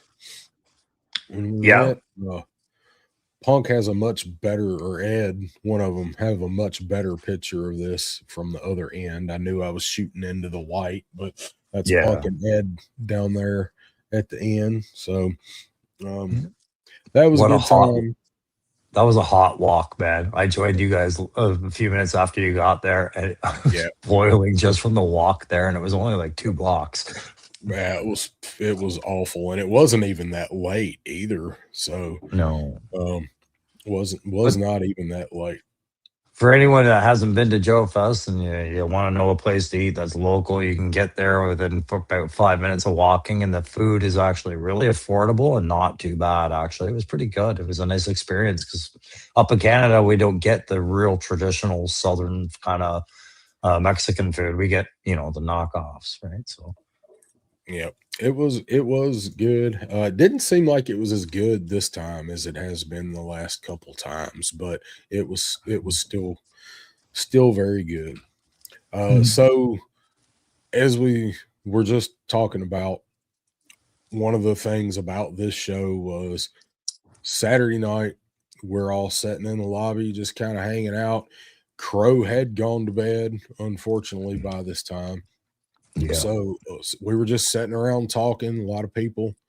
And Lenny walks up, and we're just sitting around on these couches, these chairs, and Lenny comes walking up and sits down and just starts talking to us.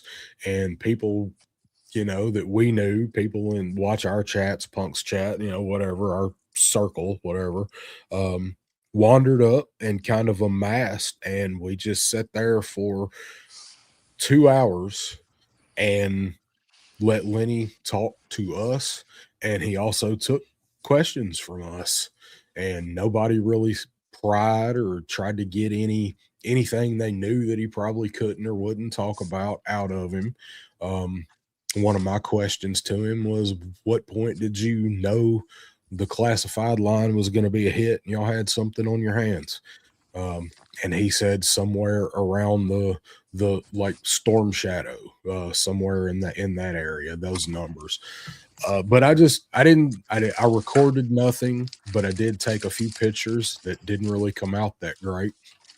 In this one, you can see Corey also come down and join this discussion 45 minutes into it and sit with us. So we just sat there. There's Steve and G.I. Bro and B, and very bad picture, blurry picture of just Lenny sitting there, Baldy next to him. Just This telling this us comes something. off as this comes off as though it's probably the quietest that area was ever. That whole time was just people weren't going to have sidebar discussions when these two were sitting down and chatting with us. I missed it, but I could already hear it. You know. Yeah. And this was so this was an earlier picture than this one, because obviously Corey had come up and sat down beside him at this one, but this was the better of the pictures with Lenny in it. And Baldy is just like looking, and he looked like that, you know, around the most of that conversation. But I think he was looking at me thinking, I hope you're not recording any of this. And Yep, the liabilities. Yeah. yeah, of course I didn't. I was just taking some stills. So, but this was a hell of an experience, man. Oh, there's Lone Dragons, man. You can see my legs. Yeah, they're there. They're behind On the me. other side of Rich. Yeah. Yes, it was from about 1 a.m. to 4 o'clock in the morning. It was right about 3 hours that we got to talk to Lenny and to Corey. And yes, man, it was loud because you've been upstairs, Adam. You know how loud it is upstairs from the roar of the upstairs crowd. And there were still people sitting back further into the lobby by the coffee shop. So everybody was trying to be quiet to hear, you know, what he was telling us and the answers to the questions that people asked. Yeah, Jet Man, it's right. You are sitting there next to B. There we go. But then I got to talk about this right here. Club Tarkin.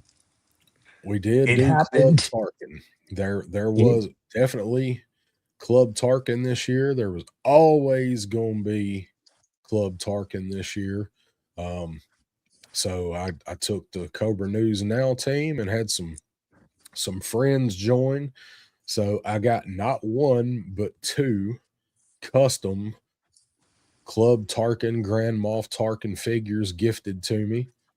One up here in the front was from Daredevil Dave, and he also made the service droid with the sunscreen That's awesome. and snacks. That's so cool. Over here with this awesome pink flamingo in the inner tubes. Well, and the lay. This one was from Stanley. So those guys each gifted me a custom Grand Moff Club Tarkin. And then over here we've got Snake Eater, Crow's figure. Yeah. And then there's the Cobra News Now team. And then we got them hanging out. And we got those guys. And I do. Nope, it's not the one I want. Let's go to that one. I do have those guys right here. They're here for the show, so they're our actual official Club Tarkin figures now. So let me see one more on from these guys. So there's Dick King holding the stickers down because it was a little windy out there when we got down there and got set up. And then this was just one I took with the 360 camera Sunday night of us That's just cool. sitting there. Yeah. That's kind of funky. Actually, go back to that just for a second. The longer you look at the outer perimeter of it, the more questions you end up with. But yeah, I can see where you took it from. Yeah, That's cool. I just threw that one in. And then, of course, here's you and I talking again when you got there that night. Yeah. And I'm going to end it with that one. Yeah, man, that was good times. I thought that one would be a good one to end that slideshow with. Yeah. More you'll have to send me. I'm not sure I have that one. I don't think I do. We got Kenzo's Creations popping in here. What's up, Kenzo? Kenzo. We did have a good time. It was fun. So Yeah. Steve saying the only time I've ever strolled into a hotel room after 4 a.m. and my wife didn't ask where the hell I've been. So let's finish our pickups because I got a couple questions for you. Okay, why don't you do one first, and I'm gonna take care of something that I need both hands for. Well, as I turn my camera off to swallow pills. Yeah. Jeez, I didn't notice. Sorry. Good times. So I am going to, first thing I'm going to show was not so much as a pickup as something else that was gifted to me along with custom Club Tarkin figure from Dave. Dave made Fring Viper a boat, a little floaty boat. He made him a custom made little boat, painted it up. That's awesome. And it does float. Scrap iron floated around the pool. And if you go watch my JoeFest video and watch all the way to the end, you may see a 48-year-old man playing with a pool toy and an action figure in the pool. Yes, you will. That just may be in there. I watched that whole video over coffee this morning, and I know how it ends.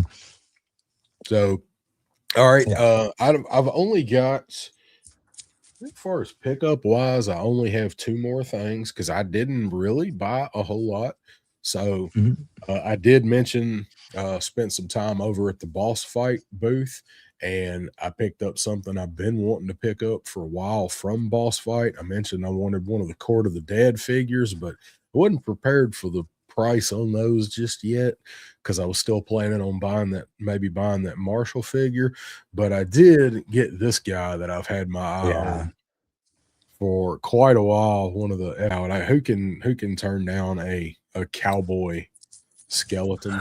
So I almost bought that exact same one too. I was thinking about buying Epic Hacks, and it came down to that or a bear buck because I had some funny ideas for another thing that I had, but I wound up deciding, no, I better just go and save my money for something else. And I never went back, and I regretted it. But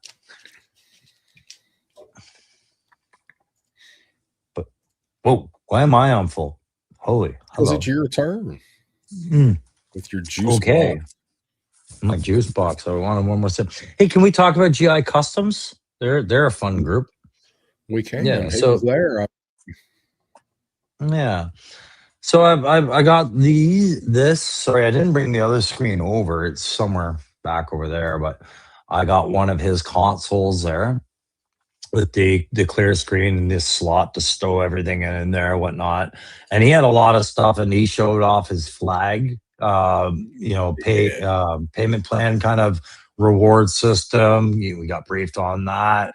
Saw his version of the Chameleon and other Cobra vehicles, but yes, the flag tower was there. And I've actually talked to another collector here in Canada, and he's quite interested in that, finding out a bit more, because I told him about the, $150 a month payment plan or something like that, right? So this I thought was really cool. It was a good price. Got 2 screens with it. I should have bought other ones, but I'll just show them collectively. It was kind of buying more background terrain for my videos because you guys know how I like to have lots of different backgrounds, and you see it here. I've bought a fair amount for my videos, but just little 3D vendors that were here or there throughout the show. I bought myself a little droid I liked, computer panel. Unfortunately, this one got a little banged up on the way back. I'm probably going to paint this up, but leave the screen, stuff like that. But one of my favorites is what I bought for, pardon me, I had the piece of paper in my video. One of my videos, it shows the company that made it. Maybe Darren, you remember who they were, but I bought this for the Sys 3. The Sys, what, Sys 3. Sys 3, thank you. Yeah. So I bought these for when my Avalanche Legacy Trooper comes. I have a better stretcher. It's still not ideal for sloping down a mountain, but it is for helicopter lift and other vehicle lifts. And then a much better little case for maybe for Lifeline or maybe for that Avalanche Trooper still. So I've got more pickups, but now it's your turn. I'm trying to make sure that's their name. It's Sys 3, System 3. They're pretty popular. Yeah, 3D they had little accessories. They had a lot of cool stuff there, and I did keep the card. And like I said, the videos that I put out, I think I have the card next to them. But they were there at the JoeFest I went to in 24 as well. So Okay. Did I just freeze? no, I don't know if you did or didn't. Am I I froze? hear you. No, you're fine. Okay. Well, Do you feel frozen? hiccup for just a minute. Okay. Not yet. So thank you. Dookie's got it. I knew I was close. Sys 3D. Yeah. Okay. Yeah. I knew I was close.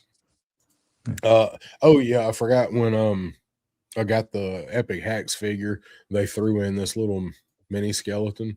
So I hadn't opened him up yet. Cool. It's just a little mini blank skeletons, like a 3 3/4. But the other main thing that I got was the first thing that I went and got in line for when we got there. As soon as I got in, got my pass and got in the door, immediately went to the ramen booth to get the last Centurion. So this is where I went as soon as I got there. So I did grab this dude. They were still up on the site. Like he only brought like 20 to JoeFest and the rest were on the site. Last I looked, they were still up. So just cool. I really wanted it because it's 3D. I mean, I like Centurions, but I wasn't a Centurion nut. I don't have any of the other air commanders that he's done, 80s commanders he's done.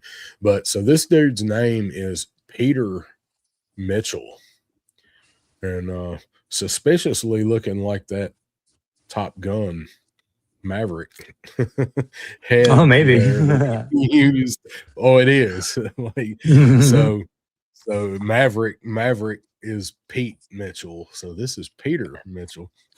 So when he put the bio out for that, I posted on the Facebook post that he made, and was like, I see what you did there. Yeah. So I see. Go ahead. Go ahead. I was gonna say, so those are my pickups. Those are my stuff that I got. I was just going to point out that Lady Virgo Cool has joined us, and good to have you here. We're just coming to the tail end of our pickups and we have recapped our adventure. I missed meeting Lady Virgo. My cousin got to meet her, but I zigged when she zagged. I guess I was hoping I'd get to meet her, but I missed her. So good. Yeah, good and to I see you here tonight. don't think I got any quality time either. Dookie got the same backboard. All right, so we're gonna get ready here in just a minute and wrap up. But I will say, so I got more to show. I'm sorry. Yeah, I was building up to my big finale. Oh shit! No. Never mind. Yeah. So there's your Hama autographs from the Nom issue 1 and the ever important G.I. Joe 26, but really the biggest amount that I spent was on ramen. So Darren, you're very familiar with this because you have the Musk, but Ace made the units, the accessories for the Musk available in a $50 package that I think are still available on the website, are they not? And I think they are. I didn't check the I think website, they're but I on there. think he put them up. But what great little dial pieces you get. You get a phone booth with a like light inside and the phone that you can use for photography. Like how many phone booth scenes are there in sci-fi comic book stuff, right? And the signs, I know Dave printed you out signs, but I just went with Eastman and Maine. This is magnetized as I knock over sundown, right? Magnetized light with little battery. The same batteries a lot of our other stuff go on for. The mailbox with the working flap and then a fire hydrant and a base. I thought that was one of the best deals on the show. And then, of course, you also already have this, Darren, but I am treating this a year later like a brand new vehicle to my collection because it's still out there. But I'm finally going to get to do the phalanx review. And this is the ramen phalanx, not the gridiron phalanx. And yeah, treating this like it's brand new thing. A year later, still available. And what a fantastic pickup this was. Ace brought this all the way from Singapore for me to pick up. And I'm glad he did because I really enjoy that.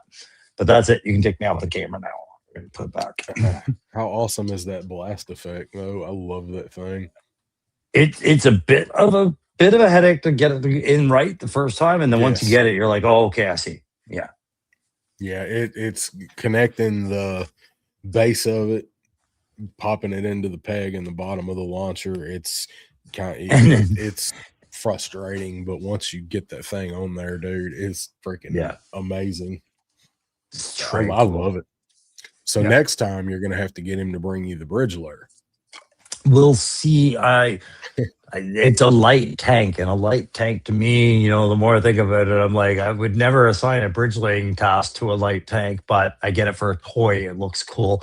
It could happen, but I'm dedicated to that Wolverine right now. He's already known to, as soon as it goes up for pre-order, he's to count me in, right? So, yes, sir.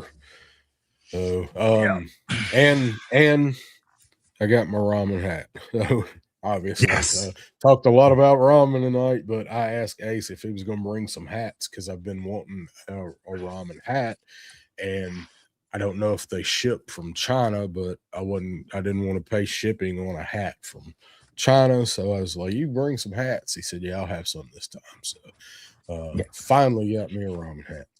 All right, I will go with this question for you, Crow. What thing did you least expect to happen that happened on this trip?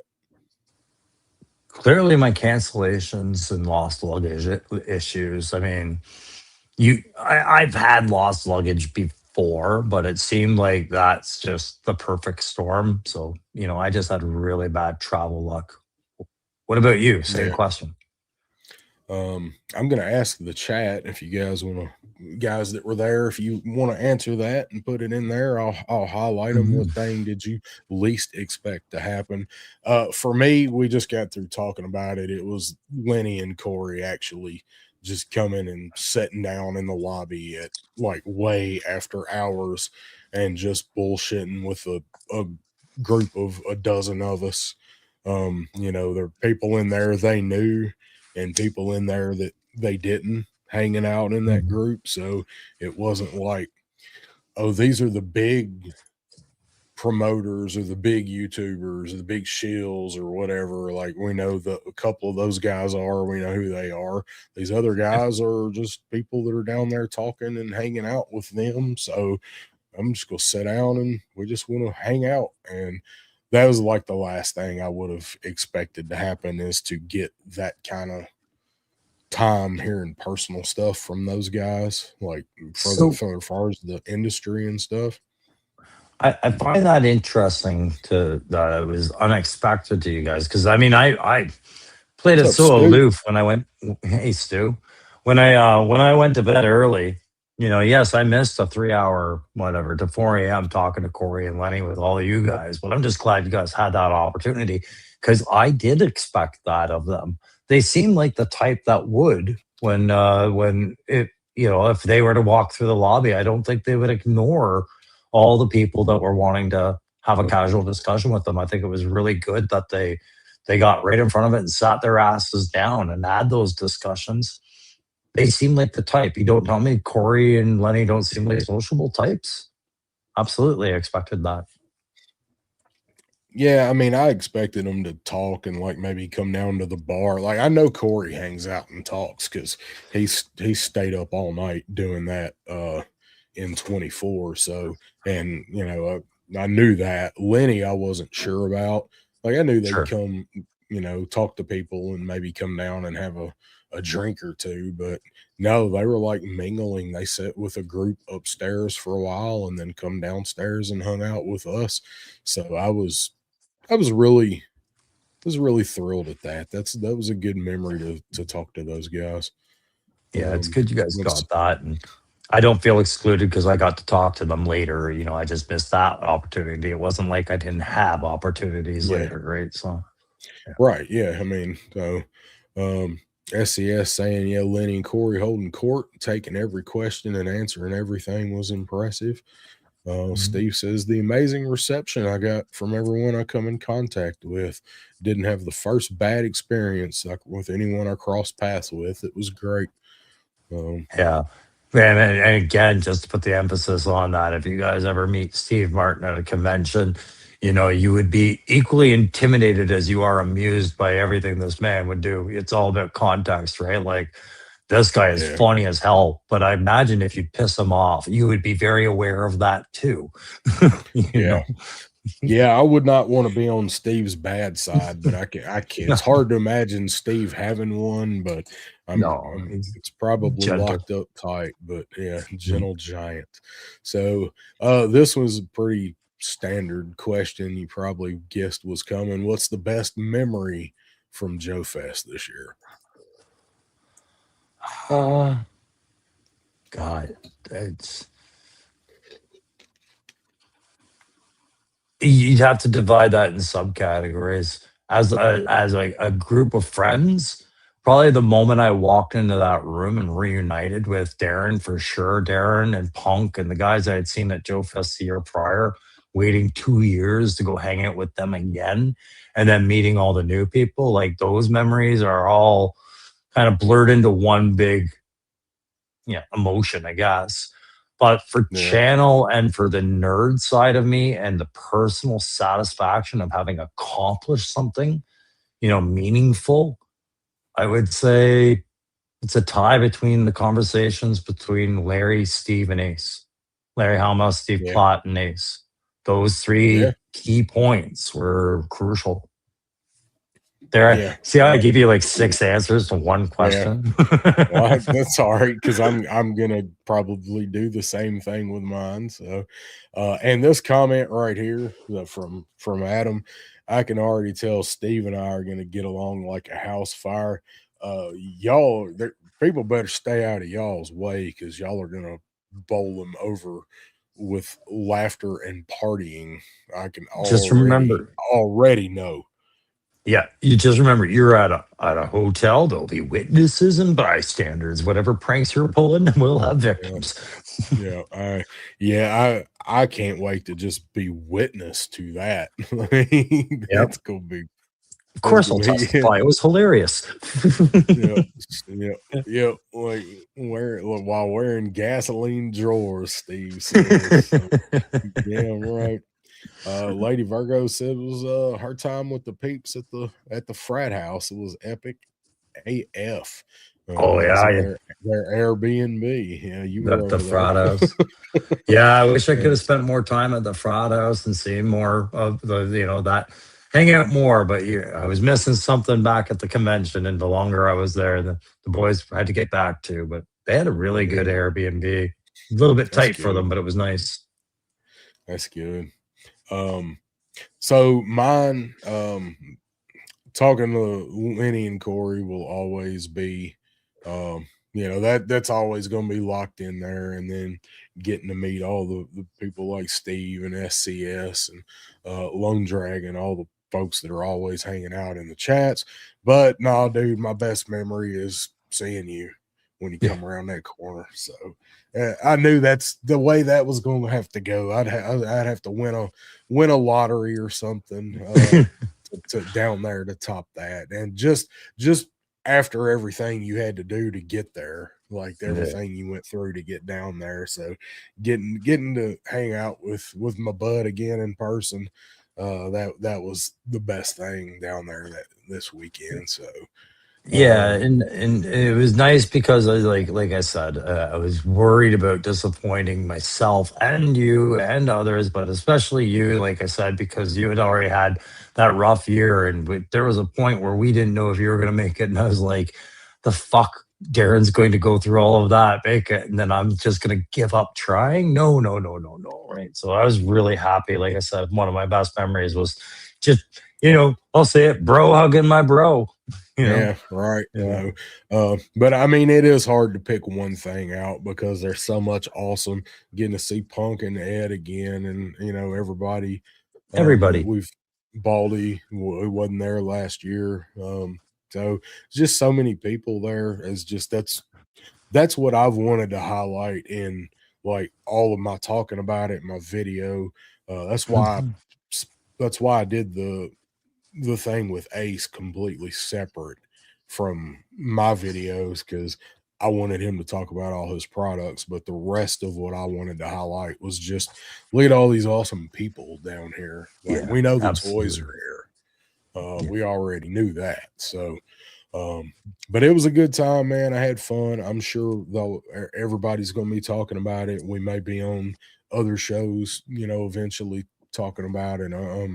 If we get asked to come on, I'm sure we'll be recanting some stuff, and you might hear the same stories from another side of it.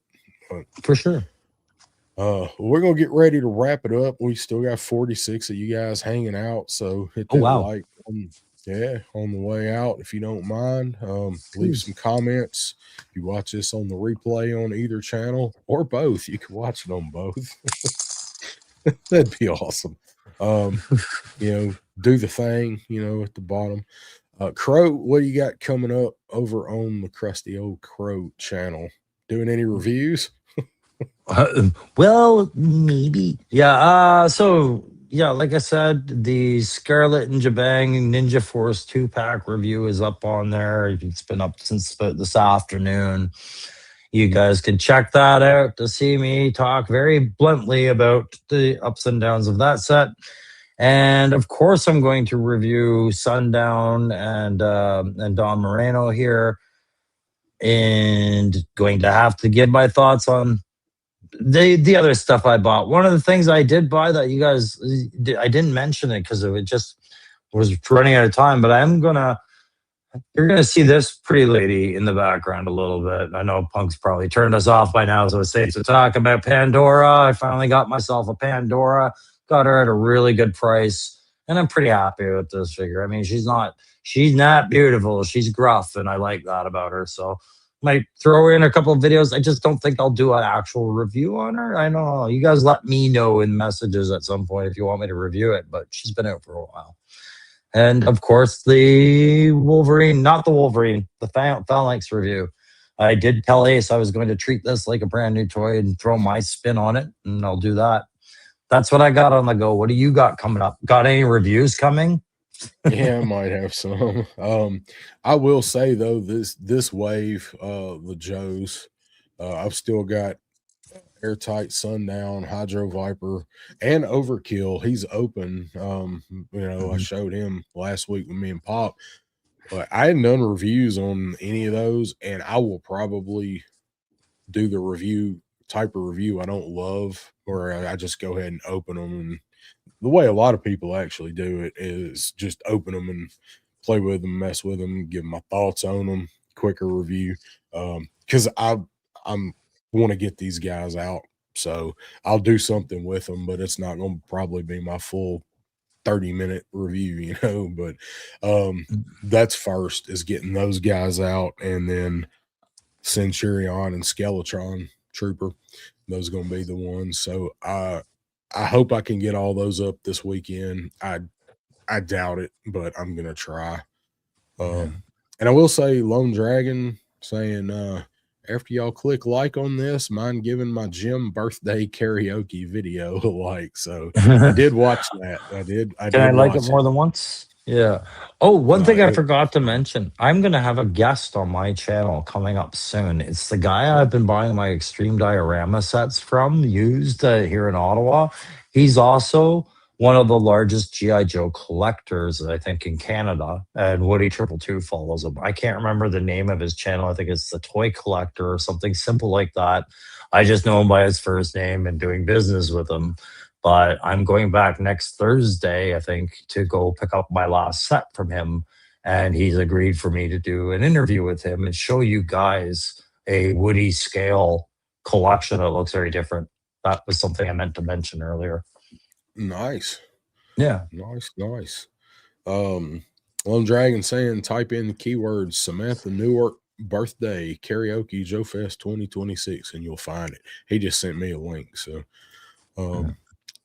and 610 says he's going to be contacting both of y'all down the road about coming on with Dave and I doing the JoeFest Friends recap shows coming soon. So, yep. That reminds me. Bobby Wald, if you're still here, buddy, I'm sorry, but a year was long enough. I gave up the goat. I finally told David T. Allen how to say your last name because he needed to know that your name is not Bobby World. You have too many good thoughts out there to be misquoting the name. You let him in on the joke. I did. I got rid of it. So there's no R in there. His pronunciation was the joke, but you let him in on the joke. That's so long enough. David's earned his chops in there. You guys we can stop pulling wolves on people's eyes. Right. Yeah. All right. We're gonna get out of here. You guys, thanks for hanging out with us. Hope you enjoyed our stories. I'm sure there's gonna be many more to come. There's stuff I'm sure we left out. We'll get to it. I'll be back next Wednesday with Pop Blender, where we will probably also talk a little bit about some JoeFest so we can get it from his perspective, because Pop had quite a different experience at JoeFest than I had for a lot of JoeFest. Not all of it, but told you guys before, when we get there, we don't always hang out together. He goes one way and I go the other. So he's got a whole different kind of perspective on that. And he also should be putting out a quick interview he did with Lenny, like a quick rapid fire, not about toys kind of fun interview he did with Lenny. So look for that. Hopefully he can get that going. All right, everybody, as said here, Stu says, have a great weekend. Be safe. Next week, when you guys show up in the chats, I want everybody to have all of the amount of fingers that you have right now. I know not everybody has 10, so the amount that you have right now, show up with next week. Chatman, you're good, but Canada, happy Canada Day. It's about over. I hope you guys have kept your digits. Fireworks are a hell of a thing, people. That's right. Fireworks, a hell of a drug. All right. And the